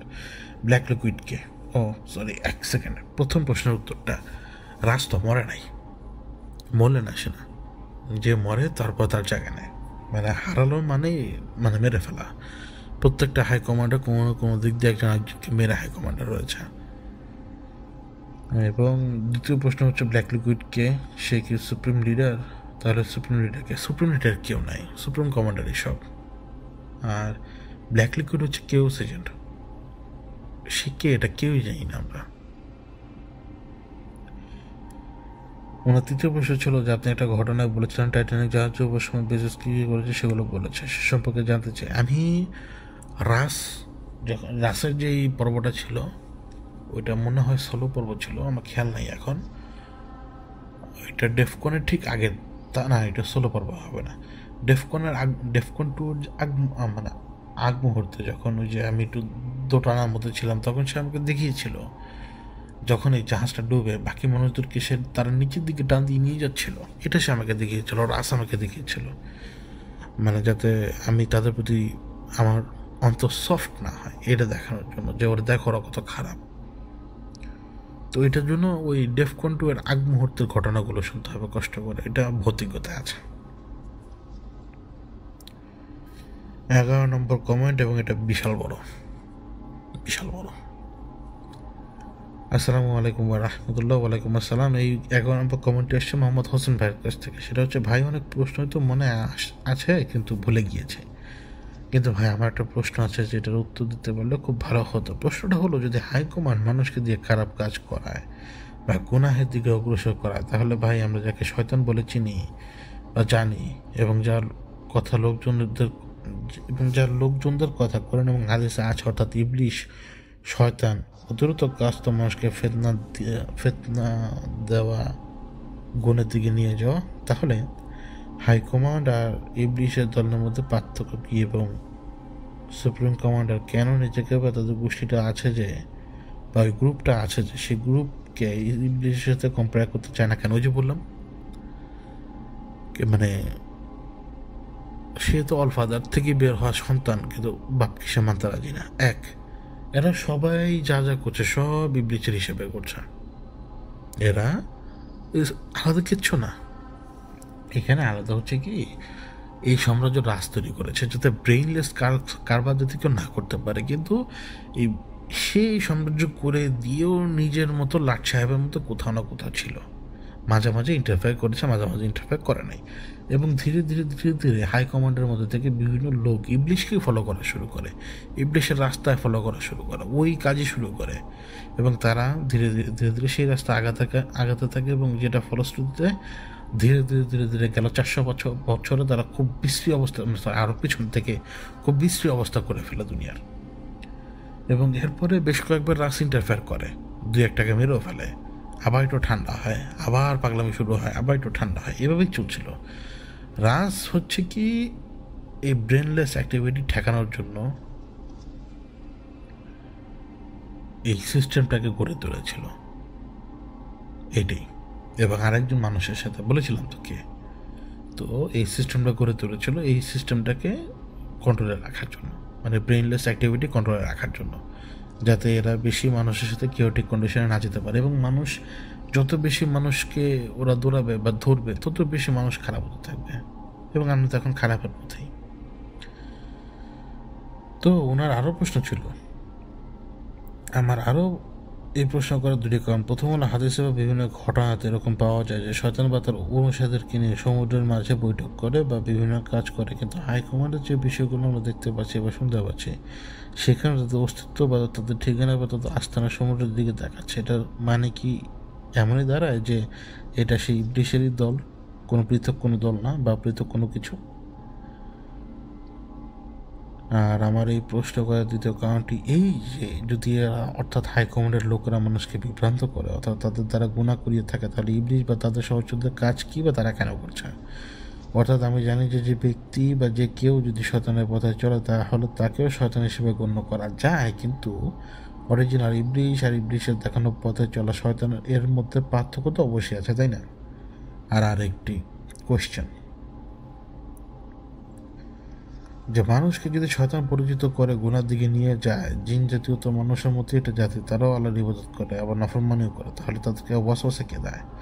কারণ আমরা এই বিশেষ ইতিহাস বলে বারবার শুনলে দেখতে পাই যে সেও জিন জাতের মধ্যে একজন। তাহলে কি এমন হতে পারে যে মানুষকে যেভাবে শয়তান অদৃশ্য থেকে তার মনের মধ্যে ফিতনা ঢুকিয়ে মানুষগুলোকে গুনার পথে নিয়ে যায়? বুঝতে পেরেছি, বিশাল বড় প্রশ্ন। আমি বলি আপনাকে ভাই, আমরা ওই দুনিয়ার ব্যাপারে কিন্তু জানি না, তাই না? এবং ওই দুনিয়ার কাজ কি, এই যে এখন পর্যন্ত যেভাবে দেখলাম যে হাইকমান্ড কাজ করছে কিভাবে, এইটাই সিস্টেম। এই মুহূর্তে আপনার পেছনে হাইকমান্ডের কেউ না কেউ থাকতে পারে, আমার পেছনে কেউ না কেউ থাকতে পারে। এটাই সেই ফিসফিসানি যেটা আমাদেরকে খারাপ কাজের দিকে এগিয়ে নিতে হেল্প করে, খারাপ কাজ করাতে উদ্ধত করে, মানে আমাদেরকে সেদিকে পুশ করায়। এটাই হচ্ছে সেই ফিলিং বা সেই জিনিসটা। এখন এই যে শয়তানের পথে প্ররোচনার কথা বা কি জানি বলে গুনাহের কথা, ভালো করে খেয়াল করেন, আমরা কেউ ইবলিশের পথে চলছি না, বিশ্বাস করেন। ইবলিশ কি? ইবলিশ সে একজন আগুনের তৈরি এন্টিটি যে আদমকে সহ্য করতে পারেনি। রিজন কি? আদমকে সেজদা করতে বলা হচ্ছিল বা যেটাই হোক, সে সেটা করেনি এবং সে অভিশপ্ত হয়ে যায় আল্লাহর, এবং তার কাছে রাগটা এটাই যে তোর কারণে আমি আল্লাহর অভিশাপ প্রাপ্ত হয়ে গেলাম, অথচ আমি ছিলাম কি আসমানের ইমানদার ব্যক্তিদের মধ্যে একজন, এখন আমি কি হয়ে গেলাম? অভিশপ্ত। তো এখন আমার যারা যারা আসবে তোদেরকেই আমি সেই আমার যত লোক থাকবে সব লোক তোদের পেছনে ছেড়ে দেবো, দেখাবো যে তোরা কত খারাপ, তোরা কান পড়া শুনিস। এবং এটাই হয়, আমরা কান পড়া শুনে আমরা সুদ খাই, ঘুষ খাই, তারপরে চুরি চামারি করি, ডাকাতি করি, খুন করি, রাহাজানি করি, এবং আল্লাহ আমাদেরকে এটাই বলেছেন যে তোমরা এই কাজগুলো করবা না। এবার বুঝতে পেরেছেন তো ভাই? আমরা যেই খারাপ কাজ করি না কেন, আমরা ইবলিশের লোক দেখেই খারাপ কাজ করি, কিন্তু যখনই আমরা সেই খারাপ কাজের পথ থেকে রাস্তায় চলে আসবো, ভালো পথে চলে আসবো, এটি তো আল্লাহ চায়। আর এটাই তো ওদের ডিফিট। আপনাকে কোনো না কোনোভাবে পারলো না, পরে করলো কি জাদু করলো, পরে করলো কি ভয় দেখালো, পরে কী করলো স্বপ্ন দেখালো, স্বপ্নে গলা টিপে ধরলো, এটা করলো ওইটা করলো, তারপরে আপনাকে কোনো মতে খারাপের লাইনে নিয়ে আসতে পারছে না আর। কিন্তু আপনি যদি খারাপের লাইনে যেতেন তাহলে ওরা আর আপনাকে ভয় দেখাতো না। অ্যাজ ইফ মনে করেন যে আপনি ওষুধ খাচ্ছেন, ওষুধটা কি? শয়তান। ওষুধটা ছেড়ে দিলে আপনার বডিতে একটা এফেক্ট আসবে, আপনার বডি সেরে নিতে পারবে না, কিন্তু আপনাকে ওষুধটা ছাড়তেই হবে। কিন্তু ওই যে বডি ওষুধের জন্য অ্যাডিক্টেড হয়ে গেছে, এখন এই বডি এই ওষুধ ছাড়া ফাংশন করতে পারবে না। কিন্তু যদি ফাংশন করা বডি যদি নিজস্ব ন্যাচারাল ফাংশন ফিরে পেতে চায়, তাহলে এই যে এখন বডিটা ওষুধ ছাড়া যে মৃগী রোগের মতো কাঁপছে, এটা এই বডিকে সহ্য করতে হবে। এখন এটা আপনি সহ্য করবেন নাকি আবারও সেই ওষুধ খেয়ে একই কাজ করবেন, এটি তো আসল জিনিস। এটাই সব কিছুর পরে যে একটা ব্যাপার। এবং আমি আবারও বলি, এই যে হাইকমান্ডের যে বেসটা, এটা কোনো সেপারেট এন্টিটি না। এখন মনে করুন যে ইবলিশের যতগুলো কমান্ড আছে দুনিয়াতে, এই কমান্ডের যে কোনো একটা কমান্ড এটা, কিন্তু সেইখানে ডিরেক্টলি অন্যান্য কেউ এসে মানুষের পেছনে আজকে সে সারাদিনে কী করলো সেটা ইবলিশের কাছে যে বলবে না, তার উপরের লোকের কাছে বলবে, উপরের লোক এরকম করতে করতে হাইকমান্ডের কাছে যাবে, সেখান থেকে হাইকমান্ড তাদের কথা সেখানে পাঠায়। কিন্তু রাসের কথা হচ্ছে এই সমস্ত কাজ করা যাবে না, তোরা ওই দিকে কেউ যাবি না, কার কাছে? ইবলিশের কাছে কেউ যাবি না। তোরা কেউ অশান্তি করবি না, নিজেদের মধ্যে অশান্তি করবি না, তোরা এই যতগুলোকে পাগলকে আমরা বেঁধে রেখেছি পাগলগুলোকে ছাড়তে পারবি না। কিন্তু ওই যে বললাম, বেজুজের মতো লোকেরা যারা ইবলিশের ফলোয়ার, ইবলিশের রাস্তায় চলতে যায়, যাদের কাছে এই দুনিয়া থেকে মানুষকে মানে চিরতরে সরিয়ে দেওয়ার ইচ্ছা, তারা এগুলো করে। মানে আপনার প্রশ্নটা আসলে ওইভাবে বোঝানো খুব টাফ, মানে এক কথা বোঝানো খুব টাফ। 12 নম্বর কমেন্ট হচ্ছে ইশরাতের কাছ থেকে আসছে। আমার প্রশ্ন, আসসালামু আলাইকুম ভাই, কেমন আছেন আপনি? আলহামদুলিল্লাহ আমি ভালো। ওনার দ্বিতীয় প্রশ্ন হচ্ছে, ভাই পারিবারিক কিছু সমস্যার কারণে কিছুদিন যাবত ভৌতিকতা মায়ার থেকে একটু দূরে আছে, তাই আপনার কাছ থেকে জানতে চাই আমি সাহেব কেমন আছেন? তারা ভালো আছেন আলহামদুলিল্লাহ। আর আপনি যদি নিজ থেকে যতটুকু সম্ভব আমি সাহেবের রিসেন্ট আপডেট সম্পর্কে কিছু বলতেন, এইটুকুই ভাই। রিসেন্ট আপডেট, উনি এই মুহূর্তে কাজীদের ঝামেলা নিয়ে ব্যস্ত। 13 নম্বর কমেন্ট সোহাগ বাবু ভাইয়ের, আজকে মনে হয় না এতগুলো কমেন্ট পড়া সম্ভব। তো 13 নম্বর কমেন্ট সোহাগ বাবু ভাইয়ের, আসসালামু আলাইকুম ভাইজান, আমি তাজিম সম্পর্কে জানতে চাই, যেটা মুরিদরা পীরকে দেয় এবং এটা কি হালাল না হারাম, জায়েজ না নাজায়েজ, আমাকে ভাই মাফ করে দেন, আমি এর মধ্যে নাই, আমি ওয়াহিদ এর মধ্যে নাই। 14 নম্বর কমেন্ট সনেট ইসলামের, আসসালামু আলাইকুম জাহিদ ভাই। ওয়ালাইকুম আসসালাম, আশা করি আপনি ভালো আছেন। প্রশ্ন, ব্ল্যাক লিকুইড কি আপনার ব্ল্যাক আউটের কারণ? গত পর্বে বলেছেন আপনার ব্ল্যাক আউট হয়েছে এবং আপনি আপনার মতো আরেকজনকে দেখেছেন কাছের বয়াম রাখতে। তো ব্ল্যাক লিকুইড হতে পারে, কিন্তু ম্যাক্সিমাম কারণ ছিল লিলি ছিল ম্যাক্সিমাম ব্ল্যাক আউটের কারণ বা রিজন। কারণ ওই ব্ল্যাক আউটের কারণে, ব্ল্যাক আউটের টাইমে সে হয় তাকে নিজেকে সেভ করতে পেরেছে, অথবা সে তার কোনো ইনফরমেশন দরকার সেটা সে গ্যাদার করতে পেরেছে ওই সময়টায়। আর যে কমলদার বাড়ির কথা বলছেন না, যে আমি যে ওই সময় ব্ল্যাক আউট হলো কি না, মানে ফার্স্ট ফ্লোরে থাকা অবস্থায় আমি কি আন্ডারগ্রাউন্ডের ফ্লোরে গিয়েছিলাম কি যাই নাই, কারণ সব কিছু জাস্ট থাম করে খুলে গেল। আমার মনে হয় যে ব্ল্যাক আউটের মতো হলেও হতে পারে, কিন্তু মনে হয় না যে ব্ল্যাক আউট। আমার মনে হয় যে মায়া ছিল, জাস্ট মায়াটা না ধাপ করে ক্লিক করে মানে অফ হয়ে গেছে, এরকম আর কি। আর আমি যাকে দেখেছিলাম ওই যে উপরে একটু আগে বলে আসলাম যে মানে আমাদের ইভল সাইডটাই দেখালো যে আমি ইভল, মানে আমি বিগ বস, আমি এইখানে। এবং ওনার দ্বিতীয় প্রশ্ন হচ্ছে, রাসেল পতন হলে ব্ল্যাক লিকুইডের লাভ কি? ওই যে সে এখন কাজ করতে পারবে, রাসেল ওই যে যতগুলো পাগলকে সে আটকে রেখেছে এগুলোকে ধীরে ধীরে ছাড়াতে। এখন এইখানে তো ছাড়ানোর প্ল্যান ছিল না, এটা পরে একদিন বলবো। তো রাস তাকে বিভিন্ন জায়গায় বাধা দিত, বিভিন্ন জায়গায়, এবং ওই সময় আমার হাতে অপশন ছিল না, কারণ রাস আমার ক্ষতি করেই ফেলতো। এটা ছাড়া অপশন ছিল না। ইভেন এই ব্ল্যাক লিকুইডও তো আমির সাহেব এবং দিগন্ত তারাকে বাঁচিয়ে রাখতো না, কোনো মতে রাখতো না। তো অপশন ওইটাই ছিল আমার হাতে, যেটা আমি করি। এবারে এখন অপশন ছিল না। 15 নম্বর কমেন্ট হচ্ছে সাব্বির খান ভাই, আসসালামু আলাইকুম জাহিদ ভাই, আপনার কি আর কোনো উপায় নাই আগের কাজে ফেরত যাওয়ার? না ভাই, ডিল ব্রেক হয়ে গেলে আমাদের সবার লাইফ হেল হয়ে যাবে, এবার আমি নাও বসতে পারি। 2 নম্বর প্রশ্ন হচ্ছে, বিশ্বস্ত বিশেষ কিছু শিশুদের জন্মের সময় হত্যা করে দিয়েছিল যাদের দ্বারা তার ধ্বংসের সম্ভাবনা ছিল, সেই শিশুদের মাঝে কি আপনিও একজন ছিলেন? এটা একটু বড় টাফ। এইটা ওই বুধবার অপারেশন বুধ যেটা ছিল ওটার মধ্যে আমি ছিলাম, কিন্তু এটির রিজন কিনা এটা আমি জানি না। এমনও হতে পারে যে সে তো স্বপ্ন দেখেছে যে দিগন্ত তার সাথে আমি আছি, মানে ভবিষ্যতে যে কোনো একটা পার্ট থেকে, ওইটাই হইতে পারে। এটাই হয়তো তার মানে আমার পেছনে লাগার পেছনে কারণ। শুধু আমার পেছনে লাগা নেই, বহুত লোক ইলাকে মেরে ফেলেছে জানেন। এই যে ইলার কথা বললাম যে সিরিজে, সত্যি কথা।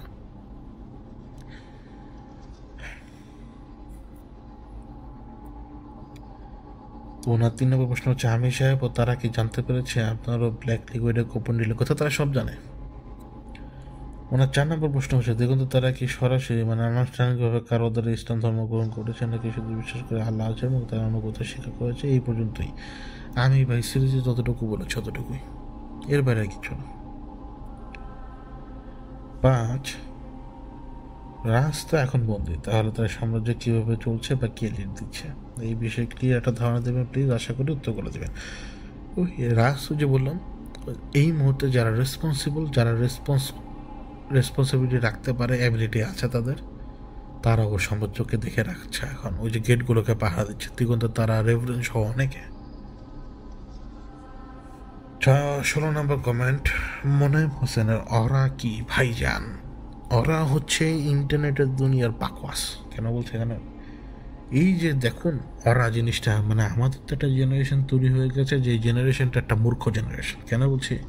তাদের কাছে অরা মানে তাদেরকে জেনজি বলে। আমি অফেন্ড ফিল করবেন না, আপনারা মূর্খ। রিজন হচ্ছে কি, আপনারা যে সোশ্যাল মিডিয়া ড্রিভেন লোক, আপনারা কখনো ন্যাচারাল শিক্ষাটা পানি নেই। কারণ হচ্ছে যে আপনাদের পিতামাতা হচ্ছে আমরাই, তাই না? মানে আমাদের যে ব্যাচ, এটাই হচ্ছে আপনাদের পিতামাতা। এবং আপনারা যখন এসছেন তখন আপনাদের সামনে প্রযুক্তি একেবারে খোলা ছিল, এবং এই প্রযুক্তির থ্রুতে আপনারা বড় হয়েছেন। আপনাদের কাছে মূল জ্ঞানের সোর্স হচ্ছে কি গুগল, কিন্তু আপনি কখনো বই পড়েন নাই, বইয়ের প্রতি আপনার কোনো আগ্রহ নাই। সুতরাং বই যখন আপনি পড়েন নাই, তখন আপনি আল কোরআনও পড়েন নাই।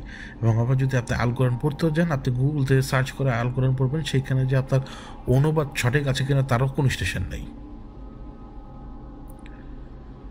তো তখন আপনাদের মতো লোকদেরকে যখন এই সমস্ত কিছু জিনিস বোঝাতে চায় কিছু কিছু স্টুপিড লোক, তারা আপনার রুহানি ব্যাপারকে রুহানি না বলে এটাকে অরা বোঝানোর চেষ্টা করে। আপনার অরা কীভাবে বাড়বে? মেডিটেশনের থ্রুতে বা এটা করলে। আপনার রুহানি ক্ষমতা যে আল্লাহর ইবাদত করলে বাড়বে, এটা কেউ বলবেন আপনাকে। এটাকে ঘুরিয়ে ফিরে তারা তাদের মতো করে অরা বলে। মানে বললাম না যে ইন্টারনেটের দুনিয়ার বাকওয়াস। তো যেইখানে দেখবেন এই সমস্ত অরার কথা বলে না, মানে একেবারে প্রতিরোধ করবেন তাদেরকে। আর এই জেনজির কথা বাদ, বললাম না কাউকে বলে কিছু বোঝাতে পারবেন না। তো এই অরা বা এই যে মানে অরা বাড়াও, অরা যত, অরা 200 করো, অরা 100 করো, ভাই আমার রুহানি শক্তি কতখানি নিয়েছে কে মাপবে? কার সাধ্য আছে দুনিয়াতে মাপার? আমি বাস্তব স্বপ্ন দেখি, অনেকে বাস্তব স্বপ্ন দেখে না, অনেকে শুনতে পায়, অনেকে এখান থেকে বসা অবস্থায় 100 মিটার দূরে কী হয় সেটা শুনতে পায়। স্পেসিফিকলি কোনো লোক যদি কুচিন্তা নিয়ে তার কাছে আসতে শুরু করে, চেনে না জানে না, বা রাস্তাঘাটে কোনো লোক দেখবেন সাডেনলি একটা মুভমেন্ট করে, যে মুভমেন্টে সে আরেকজনকে বাঁচায়, এই মুভমেন্টটা সে কীভাবে করলো, সেই সেন্সটা সে কীভাবে পেল? এগুলো হচ্ছে সব রুহানি শক্তি, এগুলো কোনো অরাটরা না। যেটা একজন মুসলমান যদি বলে যে আমি মেডিটেশন করি, আমি সুযোগ পেলে মুখের মধ্যে একটা ঘুষি মারবো বা একটা ভণ্ডামি করস। তোর কাছে মেডিটেশনের সবচেয়ে বড় বাপ হলো ইবাদত। তুই আসিস মেডিটেশন করতে, হ্যাঁ? তুই ইবাদত করবি না? যে ইবাদত করবে না সে ওর লোকের সবচেয়ে বড় ডাউট। তো ও কিসের মেডিটেশন আর কিসের রুহানি শক্তি? তার রুহানি শক্তি থাকতে পারে, কিন্তু যার রুহানি শক্তি আছে সে যে ইবাদত করবে না, মানে নাই হতে পারে,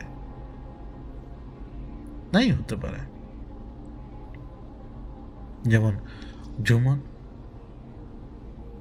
ওর মধ্যে সব কিছু ছিল, কোনো না কোনো কারণে ওই ছোট বয়সে তখন ওই রুহানি ক্ষমতাটা ছিল। যখন মানুষকে খুন করে কাটে তখন ওর মধ্যে ক্ষমতা ছিল, কিন্তু সেটা এখন আমি বুঝতে পারি কেন। শাস্তি হিসেবে, সাজা হিসেবে। হ্যাঁ, আপনি মাদকাসক্ত ব্যক্তি, কিন্তু আপনার রুহানি ক্ষমতা থাকতে পারে, কিন্তু সেটা শাস্তি হিসেবে, ভালো হিসেবে না। আমি কিন্তু প্র্যাকটিক্যাল কথা বলি, এই জন্য কেউ মাইন্ড করবেন না। 17 নম্বর প্রশ্ন, 17 নম্বর কমেন্ট, মোহাম্মদ ইব্রাহিম খলিল সুমন ভাইয়ের ব্ল্যাক লিকুইড কি রাসের থেকেও বেশি শক্তিশালী? ব্ল্যাক লিকুইডের এক জায়গা থেকে সব জায়গায় উপস্থিত থাকতে পারে কীভাবে, এটা একটু বিস্তারিত বলে খুশি হতে পারে। এটা ইম্পসিবল না, এটা তো একটা কনসিয়াস, এটা একটা শক্তি। যেমন আমাদের মোবাইল সিগন্যাল চারপাশে অ্যাভেলেবেল, সব জায়গায় অ্যাভেলেবেল, সেম টাইমে same signal, same megahertz হোক বা কিলো হার্টস হোক, মানে সিগন্যালটা সে সেম টু সেম মেনটেন করে যাচ্ছে। তার পক্ষে একই টাইমে 100 জায়গা থাকা ইম্পসিবল না, কারণ একটা সত্তা তার কনসিয়াস মাইন্ডকে সবার সাথে মানে অ্যাটাচ করতে পারছে। এবং অবভিয়াসলি এটা তো কোনো মানে মানুষের না, তো এটা তো একটা ইভিল সাইড। এবং শক্তি ভাই পাওয়ার শিফট হয়, পাওয়ার আজকে আমার কাছে, তাই আমি শক্তিশালী, কালকে আপনার কাছে আপনি শক্তিশালী, এটাই। তো 18 নম্বর কমেন্ট হচ্ছে স্বপ্নহীন বালকের। আসসালামু আলাইকুম ভাই। ওয়ালাইকুম আসসালাম। আশা করি আল্লাহর রহমতে আপনি ভালো আছেন। আলহামদুলিল্লাহ ভাই, আমার কিছু প্রশ্ন ছিল। ব্ল্যাক লিকুইডকে কি রাস চেনে? হ্যাঁ চেনে। 2 নম্বর প্রশ্ন, রাসের পতন হলে ব্ল্যাক লিকুইডের লাভ কি? লাভ হচ্ছে যে সে রাসের সাম্রাজ্যকে মানে ভেঙে চুরে টুকরো টুকরো করে এগুলোকে বাইরে পাঠাতে পারবে। 3 নম্বর প্রশ্ন হচ্ছে, রাজবাদে আলবেনিয়ানকে ধরাশায়ী করার ক্ষমতা কি কারো ছিল না? এমনকি বেজুদেরও না? না, ওই সময় ছিল না। ওই সময় আসলে এরপরে কি হতো ওটা তো মানে ওই যে 3 জনের সাথে সে যে লড়াই করছিল, এরপরে কি হতে পারে সেটা অ্যাজাম্পশন করা তো কঠিন, কারণ রাজটা চলে আসছিল তখন। 4, রাজকে বন্দি করার সময় টেবিলে লিখেছিল অল্টার মানে কি অল্টার এর মানে কি বোঝাতে চেয়েছেন রাজ? সেটা আমি উপরে বলে আসছি। 5 নম্বর হচ্ছে আপনার ব্ল্যাক আউট কেন হতো, আমি সেটাও বলেছি, এবং এর কার কারণ হতো সেটাও আমি বলেছি। 6 নম্বর হচ্ছে আলবেনিয়ান সেভেরাসে হামলা করার সময় অজনিয়াককে যে মানুষ উপস্থিতি পাচ্ছিলেন, ওই মানব কে ছিল আসলে এবং কেন, আমি এটাও বলেছি ভাই। এবং আমার পক্ষে যতটুকু সম্ভব আমি সেটা বলে আসছি। একেবারে আরেকটু উপরে মানে আরেকটু উপরে যদি যান তাহলে আপনি পাবেন। 7 নম্বর ছিল যে আলবেনিয়ানে হামলা ঠেকানোর জন্য কি সেভারাসের সৈন্য কম ছিল নাকি ছিল না? ওই যে বললাম, ওরা হচ্ছে এটা গভর্নিং বডি, ওদের কোনো কিছু না। ওই যে স্কুলের উদাহরণ দিয়ে যে বললাম, প্রধান শিক্ষক, সহকারী শিক্ষক আর শিক্ষক, এখন তাদের উপরে হামলা করছে স্কুলের মানে স্টুডেন্ট। ব্যাপারটা আর কীরকম? তো এখন বাইরে থেকে হেল্প দরকার তার। তো 19 নম্বর কমেন্ট হচ্ছে মোহাম্মদ লিমন শেখের। ভাই, দাজ্জালের অবস্থান সম্পর্কে জানতে চাই আর জিনদের চলাচলের গতি সম্পর্কে জানতে চাই। দাজ্জালের অবস্থান সম্পর্কে কেউ আমরা জানি না ভাই, এটা একেবারে হিডেন। সে কোথাও না কোথাও তো আছেই, এবং যে কোনো একটা সময় সে দুনিয়ার সামনে চলে আসবে, এটা কেউ ঠেকাতে পারবে না। আর জিনদের চলাচলের গতি, ওরা কেউ লাইটের স্পিডে যেতে পারে না, এটা ঠিক, কিন্তু লাইটের স্পিডের কাছাকাছি যেতে পারে কেউ না কেউ। ফুল স্পিডে কেউ যেতে পারে না, মানে লাইট স্পিড কেউ টাচ করতে পারে না, ওটা ফেরেশতাদের জন্যই। কিন্তু মনে করুন যে লাইটের চেয়ে তো আর কয়েক গুণ গতিতে ফেরেশতা চলতে পারে, মানে জাস্ট চোখে পড়লে সে ওইখান থেকে এখানে আসতে পারবে, সপ্তম আসমান থেকে প্রথম আসমান আসতে পারবে। তো এখন জিনেরা অলমোস্ট লাইটের গতিবেগ ধরতে পারে, আলোর গতিবেগ ধরতে পারে, কিন্তু সেই গতিবেগ ধরতে গেলেও সেই গতিবেগে তার জন্য থামা খুব মুশকিল। কারণ এই ম্যাসিভ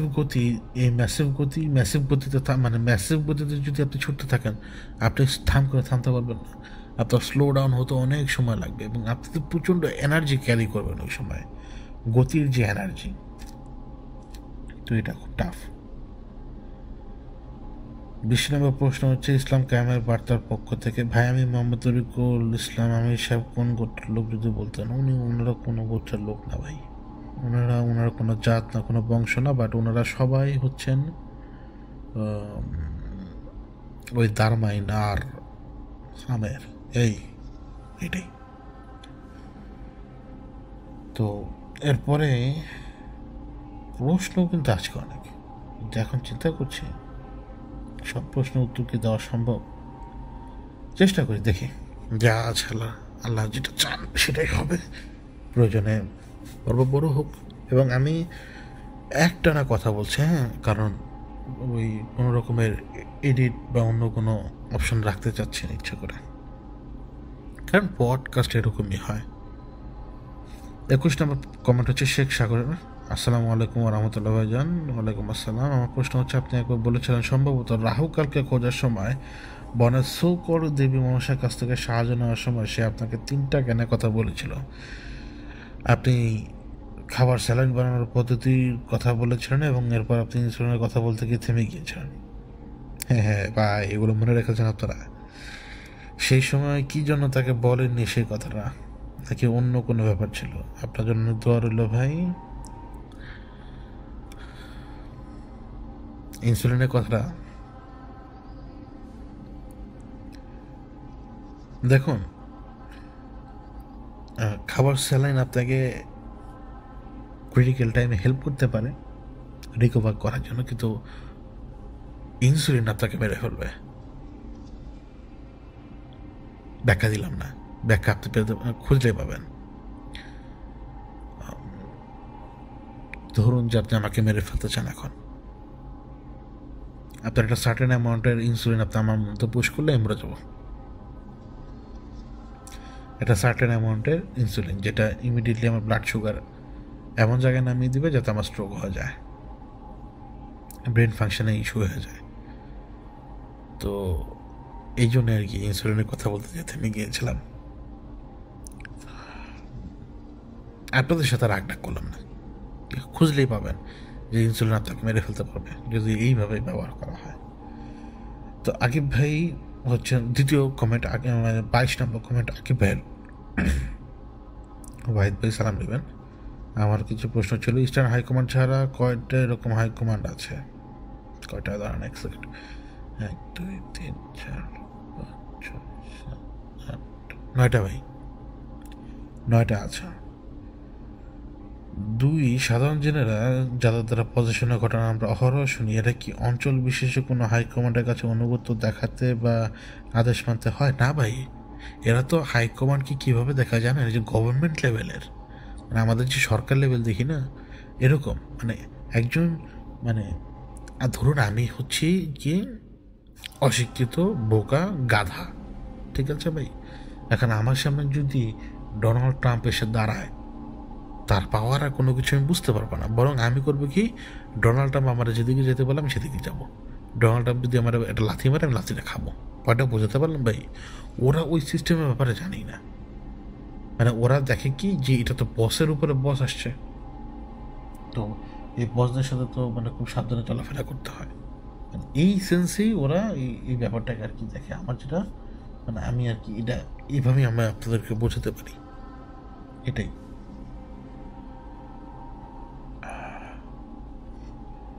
তিন নম্বর প্রশ্ন হচ্ছে ওনার, আমার ধারণা হাই কমান্ডার, জেনারেল, সোলজার এদের কোনো বিশেষ নির্বাচনী প্রক্রিয়া নেই, প্রত্যেকের ব্যক্তিগত ক্ষমতার ধরন তাকে তার স্থানে আসীন করে নেয়। ব্যাপারটা কীরকম? হ্যাঁ, শুধু সোলজারের ক্ষেত্রে হয় কি, যে সোলজারগুলো হচ্ছে ওই জেনারেল হোক বা কমান্ডার হোক বা হাই কমান্ডার হোক, এদের যে অনুচর সহচর চাকর এরাই। বাকি ব্যাপারটা তো ঠিকই ধরতে পেরেছেন ভাই। 4 নম্বর প্রশ্ন হচ্ছে, আজকে আপনি একবার আসমানে দরজা খোলার সময়টা দেখতে পারার ব্যাপারটা জানতে চেয়েছিলেন। সে বলেছিল যে সে দেখেছে এবং সেটার অভিজ্ঞতা তাকেও চমকিত অবাক করেছে। সুতরাং খোদা এবং তার কীর্তি বিষয়ক কিছু জ্ঞান তার সরাসরি অভিজ্ঞতালব্ধ, শুধু বিশেষের উপর ভিত্তি করে নয়। তাহলে সে নেগেটিভ থট অ্যাকশনগুলো কেন করে? আপনার ভাই, এইটা হচ্ছে আগাগোড়া অহংকারী, মানে এই ওকে আপনি এইভাবে ধরতে পারেন যে আবু সুফিয়ান। কেন বলছি? সে বিরোধিতা করবে কিন্তু অস্বীকার করবে না। সে বিরোধিতা করবে কোন জায়গায়? সে মুসলমানের বিরুদ্ধে না, সে কোনো কিছুর বিরুদ্ধে না, সে জাস্ট একটা অ্যারোগেন্ট টাইটান, আর কিচ্ছু না। এই যে ক্ষমতাটা তার হাতে, এই যে বেসটা সে তৈরি করেছে, এই বেস তৈরি করেছি আমি, এই বেস আমার সব কিছু, আমার এই সব কিছু জিনিস আমার, এই আমার করতে হয় কি, যে বান্দা তা আল্লাহর কাছ থেকে দূরে সরে যায়। আল্লাহর নিদর্শনসমূহ সব বান্দাই দেখে, সেও দেখে, আবু সুফিয়ানও দেখে, কিন্তু এই আমার করতেই এই টাইরেন্টের অবস্থা হয়েছে এদের এরকম। এই আমার এই অহংকারে ডুবে থাকতেই এরা সব কিছু হারিয়ে ফেলে, এরা রিটার্ন কিচ্ছু খুঁজে পায় না, এবং সবচেয়ে মূল জিনিস আল্লাহর রহমত এরা হারিয়ে ফেলে। যে রহমত ওর উপরে শুরুতে ছিল সেই রহমত গায়েব হয়ে গেছে। কেন? ওই অ্যারোগেন্সের কারণে, অহংকারের কারণে। 23 নম্বর কমেন্ট আবদুল্লাহ ইয়ামুদ্দিন ভাইয়ের কাছ থেকে, আসসালামু আলাইকুম রহমতুল্লাহ বারাকাতুহু। ওয়ালাইকুম আসসালাম ভাই, আশা করি আপনি আলিফ ভাই এবং টিম মেম্বার সকাল ভালো আছেন। আলহামদুলিল্লাহ, আলিফের জন্য তারা দোয়া করবেন। আমার প্রশ্ন হলো, এক দিগন্ত তারা এখন পরমাণু দত্ত, এই সিস্টেমটা কে তৈরি করেছে এবং এখন এই পুরো সিস্টেমটা কে নিয়ন্ত্রণ করে? আমি বলেছি ভাই, এই যে এতক্ষণ যে মানে পডকাস্ট আপনি শুনছেন, যদি শুনে থাকেন তাহলে দেখবেন ছাত্রের প্রশ্নের উত্তর আমি উপরে দিয়ে এসেছি। 2 জিনদের কি নিঃশ্বাস নিতে বা অক্সিজেনের প্রয়োজন পড়ে না? ওরা আমাদের মতো কোনো ফিজিক্যাল বডি বের করে না ভাই, ওরা পানিতেও যেমন, মাটির উপরও তেমন, কিন্তু ওদের সাফোকেট করা যায়, যাতে নিঃশ্বাস না নিতে পারে।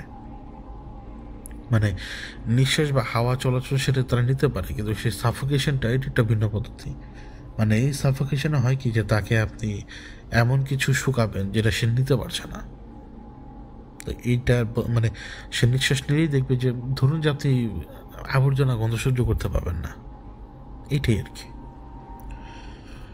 24 নম্বর প্রশ্ন কমেন্ট হচ্ছে নাজিম মাহিন ভাইয়ের কাছ থেকে, যিনি আর কি গুপ্তধন পাহারা দেয়। হ্যাঁ ভাই, দেয়, তারা গুপ্তধন পাহারা দেয় এবং অনেক আগে থেকে এটা মানে এটা ঘটে আসছে।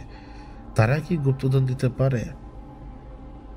এটা একটু টাফ, এটা একটু পড়া একটু টাফ। মহীশূরের ব্যাপারটা দেখুন, মহীশূর দেখবেন যে যেই ডাকে তাকে কিছু দেওয়ার নিয়তে থাকে, কিন্তু তার অ্যাকচুয়াল ইচ্ছা হচ্ছে কি ওর ঘাড় ভাঙার। তো দিতেও পারে, আবার নাও দিতে পারে, বা তাদের কাছ থেকে কি কোনো কিছু না ভালো না খারাপ, এটা তো গ্যারান্টি নেই ভাই। আপনি ভালো না খারাপ কেউ কিছু দিলে, আনলেস যতক্ষণ পর্যন্ত আপনার ইমান নষ্ট না হচ্ছে, আপনি কুফর না করছেন, শিরক না করছেন, আপনি অন্যান্য যেমন আপনি মানে মানে নবীকে রাসূলকে অপমান না করছেন, আপনি ইমান নষ্ট না করছেন, এই সমস্ত ব্যাপারগুলো যতক্ষণ পর্যন্ত ঠিক, ততক্ষণ পর্যন্ত সবই তো ঠিক। 25 নম্বর কমেন্ট হচ্ছে আর কে খান ভাইয়ের কাছ থেকে, স্পেশাল চাইল্ড, এটা আমরা মানুষটা বুঝবো কি করে ভাই? এটা বোঝা যায় না। এটা দুই একজন আল্লাহর বান্দা টের পায় যে এই বাচ্চাটাকে দেখতে পাচ্ছে, বাচ্চাটার চেহারা থেকে একটা নূর আসছে বা একটা সুন্দর ভাইব পাচ্ছে সে, এটা দুই একজন আল্লাহর বান্দা বুঝতে পারে। 2 নম্বর প্রশ্ন হচ্ছে হাইকমান্ড বা ব্ল্যাক লিকুইড এই বিষয়ে কোনো হাত আছে এদের পেছনে? না ভাই, এগুলো সব হচ্ছে কি যে ইবলিশের সিস্টেম। আচ্ছা, একটু আগে বলে আসলাম না যে এরা সবাই ইবলিশের যে আইডিওলজি, সেই আইডিওলজি ফলো করে। ওরা চায় না মানুষের দুনিয়াতে থাকুক, এবং ওরা আবার নিজেদেরকেও পছন্দ করে না। মানে এরা যে কি কমপ্লিকেটেড জিনিস, মানে আগুনের ধর্মটা কি সবাইকে পড়ায়, নিজেকেও পড়ায়, এটাই। 3, জিনের কি মানুষকে যে কোনো সময় যে কোনো জায়গায় নিয়ে যেতে পারে, হাওয়ায় উড়িয়ে বা ছোট করে? তাহলে আপনাকে কেন রাজকথা নিয়ে যেতে পারে না? ভাই আমার কেন জানি মনে হয়, মানে আপনি নিয়ে যেতে পারে, আপনার শক্তিটা বাড়িয়ে দিতে পারে কিছু সময়ের জন্য, কিন্তু আপনাকে ফিজিক্যালি কোথাও উড়িয়ে নিয়ে যাবে, এইটা যে সম্ভব না। কিন্তু হ্যাঁ, আপনাকে দিয়ে হয়তো 30 মাইল গতিবেগে দৌড়াতে পারে ঘন্টায়, কিন্তু সেটা আপনি হুঁশে থাকা হবে না, হুঁশে থাকা অবস্থা হবে না। আপনার বডিতে সে ঢুকে দৌড় দিয়েছে ঘন্টায় 30 মাইল হিসেবে, কথার কথা বলছি। এবং সেই শক্তিতে যখন সে ওই নির্দিষ্ট জায়গায় যে পৌঁছে গেল কয়েক মিনিটের মধ্যে দৌড়িয়ে, তো সে যখনই আপনার বডি ছেড়ে দেবে, তখন আপনি যখন নিজে খুশি আসবেন, দেখবেন যে আপনার বডি শেষ হয়ে গেছে, তার শক্তি নেই এক ফোটাও, সে নিথর হয়ে যাবে, পালপিটেশন বেড়ে যাবে, মানে হার্টবিট বেড়ে যাবে, মানে রক্তের এত বেশি চাপ থাকবে মাথার পেছনে, মনে হবে যে মাথাটা ফেটে চলে যাবে, মানে বিভিন্ন রকমের সিমটম দেখা দিবে। মানে যেটা হচ্ছে যে ফাস্ট মুভমেন্টের কারণে মানুষের বডিতে হয়। তো আমার ক্ষেত্রে আমি হিসাব চালিয়েছে, এরকমও আছে যে আমি হিসাব আমার পাশাপাশি হেঁটে হেঁটে কথা বলছি, চলে গেছি টের পেয়ে। তো উনি আরও একটা প্রশ্ন করেছে, 4 নম্বর প্রশ্ন, রাস ছাড়া অন্য সব জায়গাতে কেন আপনার ব্ল্যাক আউট হতো, আর রাসকে আটকানোর পরে কি আপনার কখনো ব্ল্যাক আউট হয়েছে? ব্ল্যাক আউট তো ওই যে লিলির কারণে হতো বেশি, ব্ল্যাক আউট লিলির কারণে হতো, এবং ব্ল্যাক আউট এরপর অত বেশি হয়নি এভাবে আর। মানে 5 নম্বর প্রশ্ন হচ্ছে তারা রহস্য মানে কি? তারা যেটা রাস্তা থেকে বলেছিল, তারা মানে স্টার, এই রহস্য ওইটাই। না না না, সে আমাকে বলেনি, কিন্তু আমার ধারণা হচ্ছে কি, তারা এই যে তারাগুলো যে দেখি, এগুলো এক একটা পোর্টাল মনে হয় আমার কাছে, যে এগুলো একটা পোর্টালের মতো লাগে আমার কাছে, যেখানে ফ্রেশ তারা থাকে, হয়তো সেকেন্ডে এখানে তারা চলে আসে, সেরকম মনে হয় আমার। কিন্তু তাকে আমি জিজ্ঞেসও করিনি, আমি জানিও না, কিন্তু আমার মনে হয় আর কি। মানুষও কি, 6 নম্বর প্রশ্ন হচ্ছে মানুষও কি পারবে জিনদের মতো আর একটা মানুষের রু আটকে রাখতে? না, এটা ইম্পসিবল মানুষের পক্ষে। কেউই পারবে না, মানুষই পারবে না, এটা এটা কেবল ওরা পারে। 7 নম্বর হচ্ছে ওনার প্রশ্ন, আপনার এখন সব থেকে ভয় হয় কি নিয়ে? ভাই আমি আতঙ্কে থাকি অনেক, অজানা বিপদে আতঙ্কে থাকি সবসময়। এই এখন কখন কোন বিপদ সামনে এসে উপস্থিত হয় আমি জানি না। যে কোনো বিপদ আসতে পারে যে কোনো সময়, আর্থিক হতে পারে, মানসিক হতে পারে, ওরা হতে পারে, বিভিন্ন রকম। আমি আমি আমি ভয়ে ভুগি, প্রচণ্ড ভুগি, প্রত্যেকদিন ভুগি এখনও। আপনি কথা বলাতে আমার সেই যে জিনিসটা নিয়ে আমি ভাবছিলাম এই আপনাদের সাথে টানা কথা বলার আগে, ওই ভয়টা আবার আমার মাথার মধ্যে যেতে বসলো এখন। কারণ আমি ভীতু, আমি মানুষ, আমি হিরো না।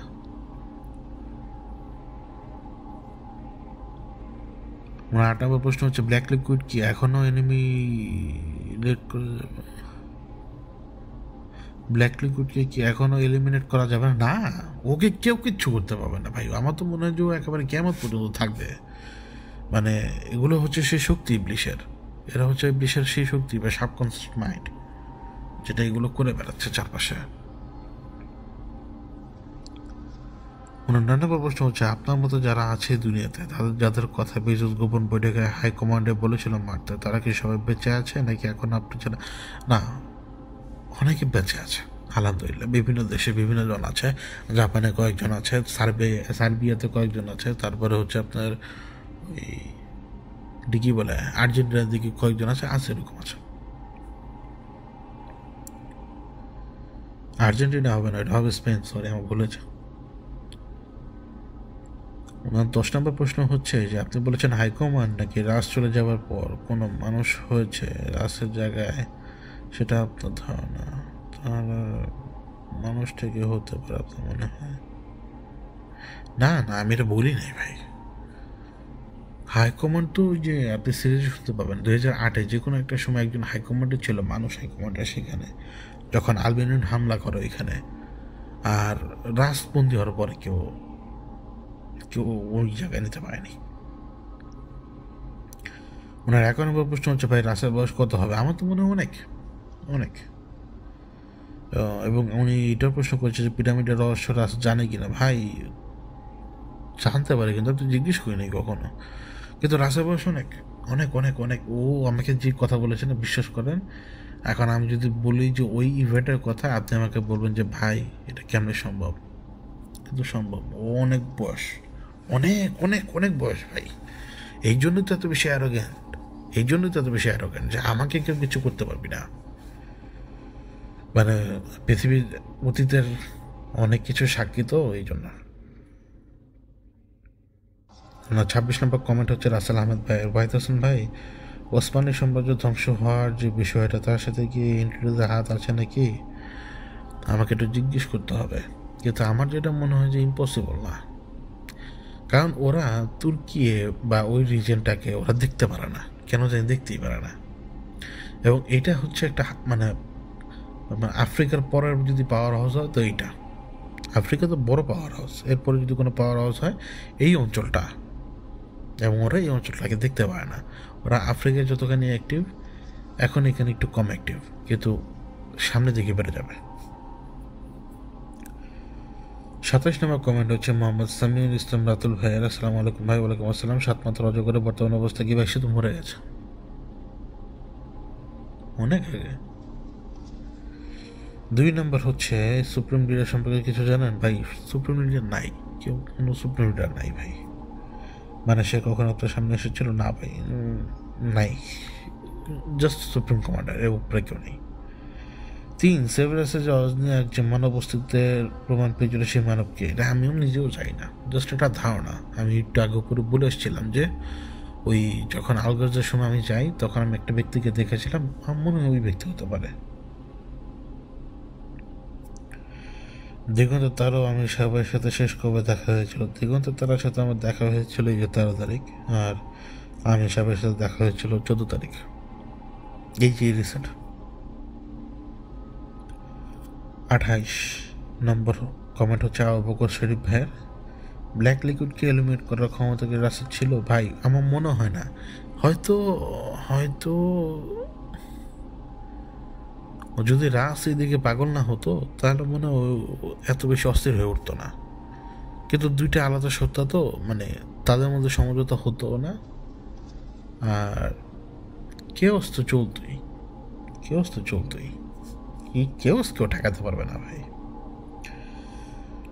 29 নম্বর কমেন্ট হচ্ছে ইফতেখার আহমেদ ভাইয়ের। না সরি, আমি আবু বকর শরীফ ভাইয়ের আরও একটা প্রশ্ন ছিল, জিন এবং ফেরেশতা ছাড়া কি ওদেরকে কোনো জাতীয় অস্তিত্ব আছে? না ভাই, এই দুইটাই, আর অন্য কোনো কিচ্ছু নাই দুনিয়াতে, মানে আমাদের জন্য আর অন্য কোনো কিছু নেই। 29 নম্বর কমেন্ট হচ্ছে ইফতেখার আহমেদ ভাইয়ের, আমি সাহেবের সেখানে কোনো তদবির আছে যে সবাই ব্যবহার করলে উপকৃত হবে? তাহাজ্জুদ 2 রাকাত পর বা 4 রাকাত পড়েন, অনেক সময় দাঁড়িয়ে থাকবেন এবং রবের সাথে কথা বলবেন, এটাই। 30 নম্বর কমেন্ট হচ্ছে জুলকারনাইন ভাই, বর্তমানে ইলুমিনাটি স্যাটানিজম নিয়ে ভালোই কথা হয় অনলাইন জগতে, আপনি ভাই এক্সপ্লোর করলে ভালো হতো। ভাই বিশ্বাস করি না, এর আগেও বলেছি আমি এই ইলুমিনাতি হোক বা ফ্রি মেসন হোক, এগুলো তো আমি বিশ্বাস করি না। এগুলো হচ্ছে একটা ধোঁকা আপনার চোখের সামনে দেওয়ার জন্য। মানে আপনি ইলুমিনাতি এবং ফ্রি মেসনে বিশ্বাস করবেন, কিন্তু আপনি ওই যে জিনেরা যেগুলো করে বেড়াচ্ছে এটাতে বিশ্বাস করবেন না। এগুলো একটা হচ্ছে এক রকমের ওই আপনার সামনে একটা নকল পরত দেওয়া, যে পরতের কারণে আপনি জিনদের ব্যাপারে কখনো চিন্তাই করবেন না যে আসলে ইবলিস তো জিন ছিল। ওইখান থেকে তো সমস্ত খারাপের অরিজিনেট হওয়া শুরু হলো। তাহলে কি ভাই মানুষজন কি খালি দাজ্জালের পেছনে কি মানুষজন বেশি আছে? এগুলো হচ্ছে কনস্পিরেসি থিওরি, যেগুলো দিয়ে আপনাকে ভুলিয়ে রাখবে।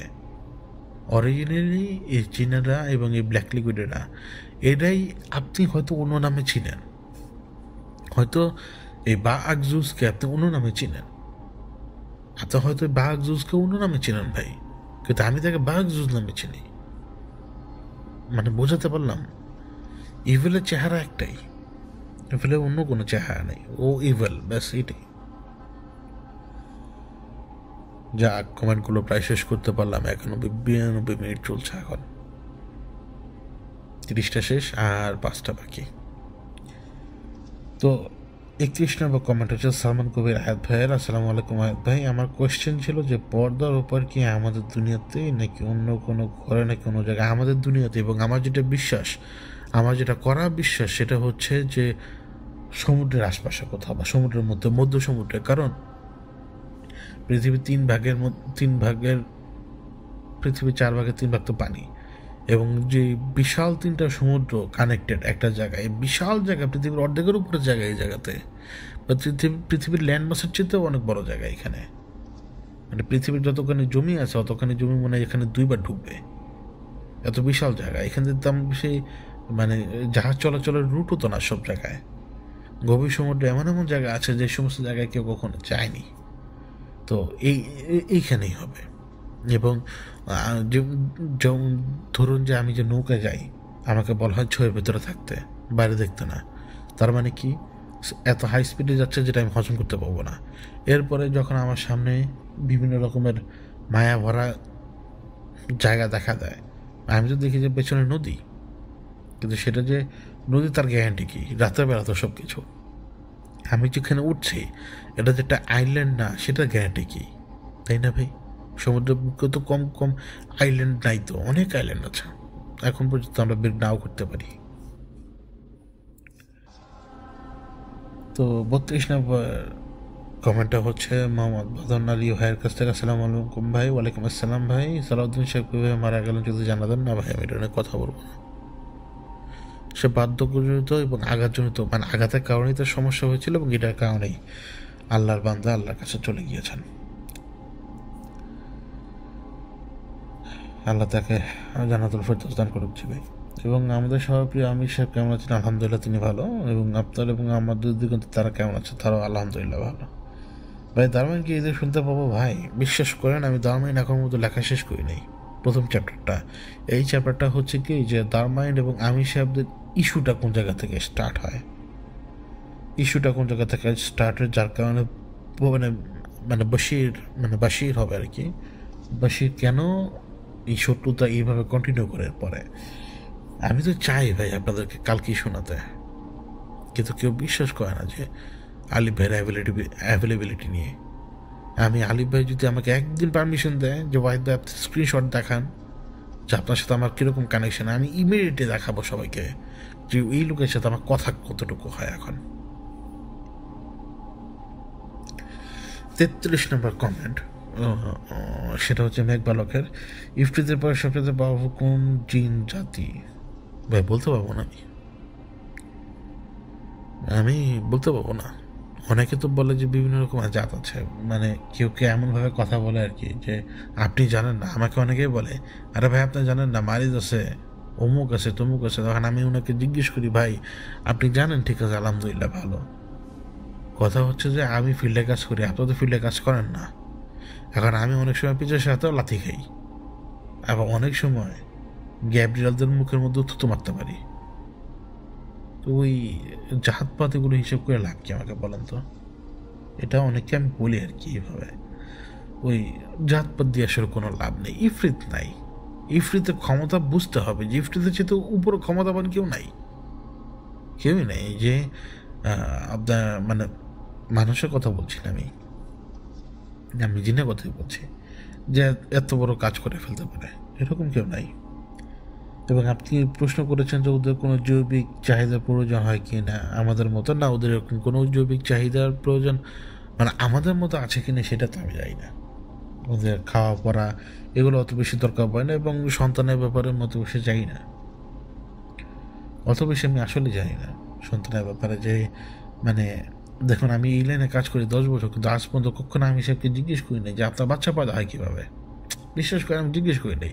এটা আমার কাছে স্টুপিডিটি লাগে যে আমাকে ভালোবাসে, যে আমাকে এত আদর করে, আমি তাকে অসম্মান করি কেমনে বলেন? ইভেন আমার মাথার মধ্যে কোনোদিন আসে না এই প্রশ্ন।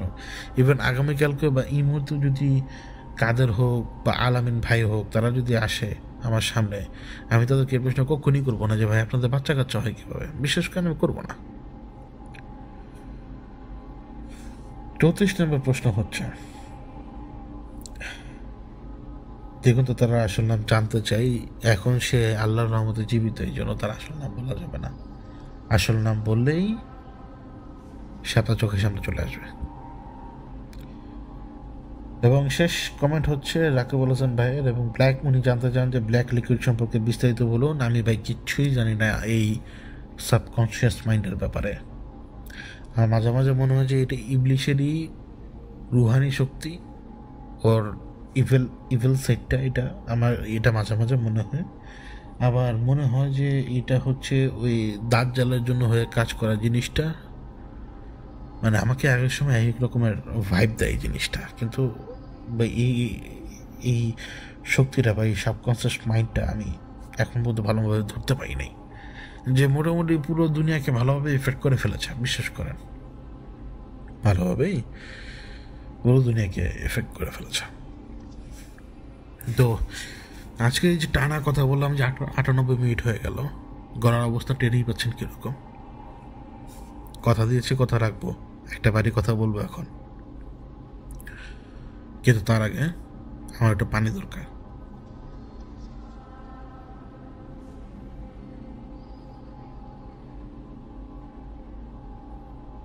এবার ঘটনার কথা বলি। ওই সময়টায় তখনও অত ঝামেলা আমার লাইফে আসেনি, এবং আমি সাহেবের মতো সব কিছু, এবং দ্বিগন্ত তারার প্রতি। একদিন একটা খবর আসে, একটা প্লট, মানে ওই বাড়িতে একটু সমস্যাটা কি সেটা একটু ফাইন্ড আউট করতে হবে। কী সমস্যা? থাকতে পারে না কেউ, লোকজন থাকতে পারে না, এবং রাতের বেলা শব্দ আসে অনেক। বাড়িতে কেয়ারটেকার থাকে একজন, কিন্তু সেই কেয়ারটেকার প্লটের ভেতরে থাকতে পারে না, তাকে প্লটের বাইরে থাকতে হয়। তা আমি যদি যাই, আমাকে ওই কেয়ারটেকারের কাছে যেতে হবে আর কি, মানে সেখান থেকে আর কি চাবি নিয়ে ভেতরে ঢুকে আমার মতো ফাইন্ডিং করতে হবে যে সমস্যা কী এখানে। তো আমি ওইখানে যে পৌঁছাই, তো একটা পলি থাকে না, নীল রঙের নীল রঙের পলি দিয়ে একটা কম্পাউন্ডের মতো এলাকার বাইরে নীল রঙের পলি দিয়ে বাঁশের খুঁটি নীল রঙের পলি দিয়ে একটা রুমের মতো করা। বাতাস আসলে একেবারে সব কিছু ধূলিসাৎ হয়ে যাবে। এবং সেই রুমের মতো করা যে জায়গাটা সেটার ভেতরে একটা চৌকি রাখা এবং সেই চৌকি এবং একটু পানি খাওয়ার মতো বোতল এবং পানির গ্লাস, এইটুকুই। তো যেই লোক পাহারা দেন মানে ফজল মিয়া না জানি ফাজিল মিয়া, খেয়াল নাই, ফজল মিয়া হবে মানে সম্ভবত ওনার নাম। তো ফজল মিয়া আর কি এখানে পাহারা দেন রাতের বেলা, সুতরাং ওনার কোনো কিছু থাকার দরকার পড়ে না।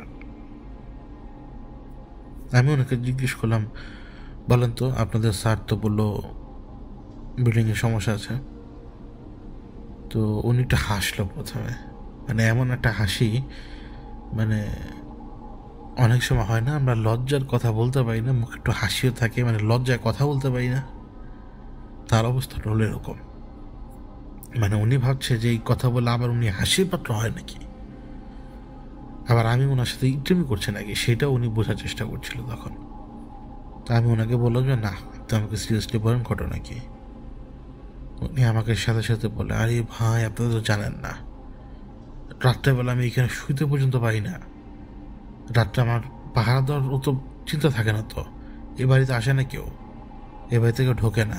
দেখেন এই যে প্লটগুলো ফাঁকা, এই যে 3তলা ফাউন্ডেশন করছে, উপরে একটা ফাউন্ডেশন দেওয়া না, চারপাশে প্লটগুলো দেখেন ফাঁকা, এগুলো বিক্রি হয়ে যাবে, আরও লোক বিক্রি হয়ে যাবে, কিন্তু এই জায়গায় ওনারা কাজ করতে পারে না। আমি ওনাকে জিজ্ঞেস করলাম কেন পারে না, বলে আমি যাই না স্যার, মানে আমাকে এভাবে বলছে আমি যাই না স্যার, আমি এখানে আসার পর থেকে আমি রাত্রে ঘুমাইতে পারতাম না ভেতরে, ওই উপর থেকে ওই সরকি তারপরে সিমেন্টের টুকরা এই সমস্ত জিনিসগুলো ছুঁড়া মারতো, প্রথম ছুঁড়া মারতো।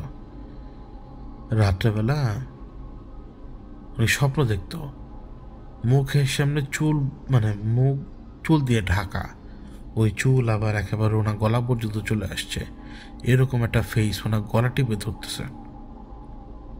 উনি যখন প্লটের বাইরে থাকা শুরু করলো, উনি মাঝে মাঝে রাতের বেলা টের পেত যে কে জানি এই দেয়ালের পাশ থেকে উকি দিয়ে ওনাকে দেখার চেষ্টা করে, এরকম ফিলিংস উনি পেতেন। দেয়ালের পাশ থেকে ওনাকে কে জানি দেখার চেষ্টা করে। এর মধ্যে আবার কয়েকজন হুজুর আসছিলেন কয়েকবার, তারা আসছেন, ভেতরে ঢুকছেন এবং চলে যাচ্ছেন, এরকম, এর বাইরে আর কোনো কিছু সে জানে না। মানে হুজুররা আসতো, ভেতরে ঢুকতো এবং চলে যেত, মালিকই নাকি পাঠাতো তাদেরকে। তো এইখানে অন্য যখনই কেউ কাজ করতে আসে, 2 দিন কাজ করতে পারলে 3 দিনের দিন কাজগুলো আর করতে পারে না। উপরে দেখবেন যে একটা পানির ট্যাঙ্ক আছে, পানি সুইচ চাপ দেবেন, পানি উপরে ওঠে না, আবার যদি পানি উপরে উঠে তো এমনভাবে উপরে ওঠে, তো সুইচ বন্ধ করে দেওয়ার আগ পর্যন্ত মনে হবে যে পানি, মানে এখানে কেউ আসমানে বাঁধ ভেঙে দিচ্ছে, এরকম অবস্থা হয়ে যায় পানির। আপনি কোনো কাজ করতে পারবেন না, পানি থাকবে, ওইটার মধ্যে পানি এসে পড়ে, ও মানে ট্যাঙ্ক ফাইটা পানি চলে আসে পরে অটোমেটিক। আর যদি আপনি বলেন যে গাবর থাকবে এখানে, গাবর বলতে আর কি যে শ্রমিক বোঝাচ্ছেন, যে গাবররা রাত্রেবেলা থাকবে, গাবররা রাত্রেবেলা শোয় এবং কেউ না কেউ চিৎকার দিয়ে ওঠে, এমনভাবে চিৎকুর দিয়ে ওঠে সেই গাবরেরা, তো তারা নাকি দেখে মানে পেটিকোট পরা কোনো এক মহিলার মতো কিছু, শুধু পেটিকোট পরা, মানে আপার বডিতে আবার শুধুমাত্র লোম, মুখের কোনো চেহারা দেখা যায় না, চুল দিয়ে পুরো মুখ ঢাকা, তাদের সামনে এসে লাভ দিয়ে ভ্যাও করে ওঠে, আমার ভয় দেখায়, সেটা ঘুমের মধ্যেই। তো এইভাবে রাত্রেবেলা ঘুমাতে দিত না, পানির ছিটা ফেলতো, বিভিন্ন রকমের ঘটনা ঘটাতো। তো এখন এই অবস্থা। তো উনি তো বলে দিলেন যে ফজল মিয়ার সাথে কি মানে ফজল মিয়া দেখেছে আর কি, যে সে কয়েকবার দেখেছে দেয়ালের উপর থেকে তাকে উকি দিয়ে দেখতে, এবং ভেতরে থাকা অবস্থা তাকে ঘুমাতে দিত না ঠিকঠাকভাবে। এইটা শোনার পরে আমি ভেতরে ঢুকলাম, ওই বাউন্ডারি ওয়ালের সাথে গেট যেটা থাকে সেটা দিয়ে ভেতরে ঢুকলাম, এবং ভেতরে একেবারে জংলায় ভরা। অন্য কিছু থাকুক আর না থাকুক, এই জঙ্গলের মধ্যে থাকা জিনিসপত্র আপনাকে কামড় দিয়ে বেড়ে ফেলতে পারে। কোনো মতে এই ফজল মিয়ার সাহায্য নিয়ে আমি একেবারে যে পৌঁছাই মূল ফাউন্ডেশনের কাছে, এবং মূল ফাউন্ডেশনে পা দেওয়ার পরে বাইরে যে গরম ভাবটা ছিল, দেখুন এই ফাউন্ডেশনের মূল যে ফাউন্ডেশনটা, এই ফাউন্ডেশনটা 3 তলা কমপ্লিট এবং 4 তলা প্রায় ফাউন্ডেশন দেওয়া। 1 তলা এবং 2 তলা ওয়ালের একটা মানে ইটের একটা ওয়াল দেওয়া পসিবল হয়েছে, এরপরে আর কোনো ওয়াল দেওয়া হয়নি। তাই আমি যখন দাঁড়ালাম তখন দেখলাম যে একদম ঠান্ডা। অনেক সময় হয় কি এই বাড়িঘরগুলো ঠান্ডা থাকে, বিশেষ করে নিচতলা, কিন্তু সেই দিন ওই জায়গাটা ঠান্ডা থাকার কথা না, বাইরে বাতাস পর্যন্ত ওই দিন গরম। এবং এই গরম বাতাস যখন একেবারে দরজার সামনে, পিঠের দিকে আমার ওপেন স্পেস, সামনের দিকে হচ্ছে আমার এই বাড়িটা, আমার পিঠে গরম লাগছে তো মুখে ঠান্ডা লাগছে কীভাবে? প্রথম জিনিস টেম্পারেচার এদিক ওদিক, তার মানে অ্যাক্টিভিটি আছে। বিসমিল্লাহ বলে যখন দ্বিতীয় কদম দিলাম, ইমিডিয়েটলি আমার নিজেরই মাথা নিজে কাত করে আমি উপরের দিকে তাকাই। মানে আমার কেন জানি মনে হলো ছাদে কে জানি দাঁড়ানো তখন, এবং সে ছাদ থেকে আমাকে দেখছে তখন। আরও 1 কদম দিয়ে আমি ভেতরে ঢুকলাম, নিচতলা ভালোভাবে ঘুরলাম, একেবারে সব কিছু অন্ধকারের মতো অবস্থা। তো আমি তাকে বললাম, আমি বের হয়ে আসলাম, বের হয়ে এসে আমি ফজল মিয়াকে বললাম যে দেখেন, দিনের বেলা ঘুরে লাভ কি, সমস্যা তো রাতেরবেলা হয়, রাতেরবেলা ঢুকবো। তো আমি পার্শ্ববর্তী এলাকাতে, মানে ওই এলাকাতে পার্শ্ববর্তী জায়গায় যে খাবার দাবার খেয়ে মসজিদে ঘোরাফেরা করে সময় কাটাই, এবং মাগরিবের আজান দেয়, মাগরিবের আজান দিল, এবং আমি যে ঢুকলাম ওই বাসায়। এইবারের পরিস্থিতি একদম ভিন্ন। বাইরের বাতাসও মোটামুটি মোলায়েম ঠান্ডা, এবং ভেতরের পরিবেশ আরও ঠান্ডা। ইউজুয়ালি বিল্ডিং এই সময় কিন্তু গরম হওয়ার কথা, কারণ হিটটা ছাড়ে তখন, আর একটু পরে হলেও হিট ছাড়বে তখন। আমি উপরে টের পাচ্ছিলাম যে উপরের দিক থেকে কে জানি এইভাবে উকি দিয়ে আমাকে দেখছে, মানে এমন না যে রেলিংয়ের পাশে এসে, আমি ভবনের মাঝখানে 1 তলাতে, এমনই মনে হচ্ছে যে 4 তলা হোক বা তারও উপর থেকে হোক, কেউ আমার দিকে তাকাচ্ছে ওইখান থেকে নিচের দিকে, এবং গাটা না শিউরে ওঠে আমার। আমি সিঁড়ি ঘর বেয়ে উপরের দিকে উঠি, এবং আমার কাছে কেন জানি মনে হচ্ছিল যে চারপাশটা একটু একটু একটু ঘুরে মুভ করে, এরকম লাগলো যে হয়তো চারপাশে একটু একটু মুভ করে। আমি সিঁড়ি দিয়ে উপরে উঠলাম, একদম সামনেই হল। ওনারা যেটা করছে সেটা হচ্ছে একটা হল রেখেছে একেবারে লম্বালম্বি, এবং 4টা ইউনিট রেখেছে সামনাসামনি, মানে একটা হলের সাথে 4টা ইউনিট কানেক্টেড। তো আমি আমার ডান দিকেও একটা ইউনিটের দরজা, বাম দিকে একটা ইউনিটের দরজা। তো আমি এইখানে দাঁড়িয়ে আছি, কি করবো, আচমকা না ডান দিকে ইউনিটের দরজাটা না ধাম করে একটা বাড়ি মারলো, একেবারে ধাম করে একটা বাড়ি মারলো বলার মধ্যে, এবং বাড়িটা মেরেই আবার নিজের জায়গায় নিজে চলে গেল। ওই আচমকা গেট পিটানোর শব্দে না আমার কলিজে ধুপকুপ করে ওঠে, একদম চমকে উঠি আমি, এবং আমার শরীর কাঁপতে শুরু করে তখন চমকে ওঠার কারণে। ওই সময় মনে হলো এই ডান দিকের দরজাতে কে জানি এখন আবার দাঁড়ানো, মানে যে দরজাটা একটু আগে বাড়ি মারলো, মনে হলো যে ডান দিকের দরজার পেছনে কে জানি এখন দাঁড়ানো, এবং আবারও গেটটা একটা বাড়ি হবে, এবং মনে হতে হতেই গেটটা এক্স্যাক্টলি ওই সময় আবারও সবাটা বাড়ি মারে, অনেক জোরে। কিন্তু এবার তো নিজের চোখে দেখছিলাম, কিন্তু এবার একটা তফাৎ ছিল। যখন এবার গেটে বাড়ি মারো না, ঠিক বাড়ি মারার আগ মুহূর্তে গেটের যেই গেট এবং দরজার যেই পাশটা, যে জায়গায় আমরা আঙ্গুল রাখলে বা হাত রাখলে আমাদের চিপা লাগবে, ঠিক এই জায়গার মধ্যে একটা চেহারা চলে আসে মানুষের, মেয়ের, বিশেষ করে 15-16 বছর বয়সী মেয়ে বা আরও ছোট, মানে শুকনা মেয়ের যেরকম হয় চেহারা, এরকম একটা চেহারা চলে আসে। এবং ওই সবারে যখন গেটটা বাড়ি মারে না, ওই মাথা সহ থেতলে যায় একেবারে গেটে, এবং গেটের যেই পাশটা রয়েছে যেখানে আমার আঙ্গুল রাখলে আঙ্গুল চিপা খাবে, এইভাবে যখন মাথাটা এইভাবে চিপা খায় ওইখানে, আমি তখনও তো কাঁপছিলাম থরথর করে। চোখের আইবলটা একেবারে সামনের দিকে প্রথম দফায় চলে এলো, এরপরে কয়েকবার গোদ গোদ করে উঠলো, তারপরে একেবারে ছিটকে একটা চোখ রাবার বলের মতো থপ করে পড়ে গেল। থপ করে পড়ে কিন্তু আবার আমার সামনে আসেনি, থপ করে পড়ে গেল ওইখানেই। এবং ততক্ষণে আমার বুকে ব্যথা শুরু হয়ে গিয়েছিল, আমি শ্বাস নিতে পারছিলাম না। মনে হচ্ছিল যে দরজাগুলো খুলে এখনই অনেকগুলো লোক চলে আসবে বাইরে, এবং এদের সাথে আমি পেরে উঠবো না কখনই। এরা আমাকে একেবারে ছিঁড়ে টুকরো টুকরো করে খেয়ে ফেলবে সবাই, এরকম মনে হচ্ছিল। ওই সময় নূপুর আছে না, নূপুরের ঝুনঝুন ঝুনঝুন শব্দ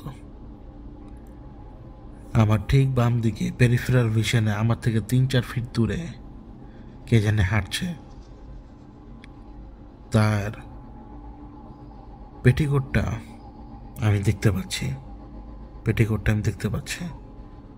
কারণ ঝুনঝুন শব্দ সেদিক থেকে আসছে। আমি কিন্তু ঘুরে তাকিয়ে তার চেহারা দেখতে চাই নাই, কোনো মতেই আমি তার চেহারা দেখতে চাই নাই। ঘুরে তাকিয়ে আমি চোখ বন্ধ করে শুধু বললাম, লা ইলাহা ইল্লাল্লাহ মুহাম্মাদুর রাসূলুল্লাহ, লা নাসরা ইল্লা বিল্লাহ, এইভাবে বললাম শুধুমাত্র।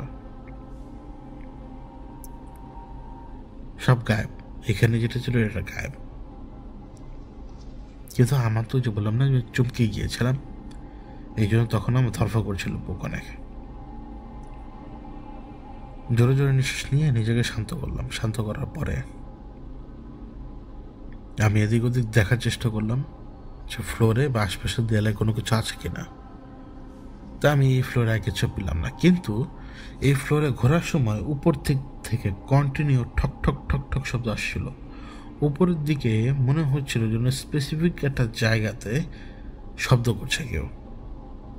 তো নিচতলা ঘোরার পরে যখন আমি দ্বিতীয় তলায় গিয়ে উঠি, মানে আমার হাতে যে টর্চ লাইট ছিল, ততক্ষণ এই টর্চ লাইটের চার্জ ফুরিয়ে যাচ্ছে এটা টের পাচ্ছিলাম আমি।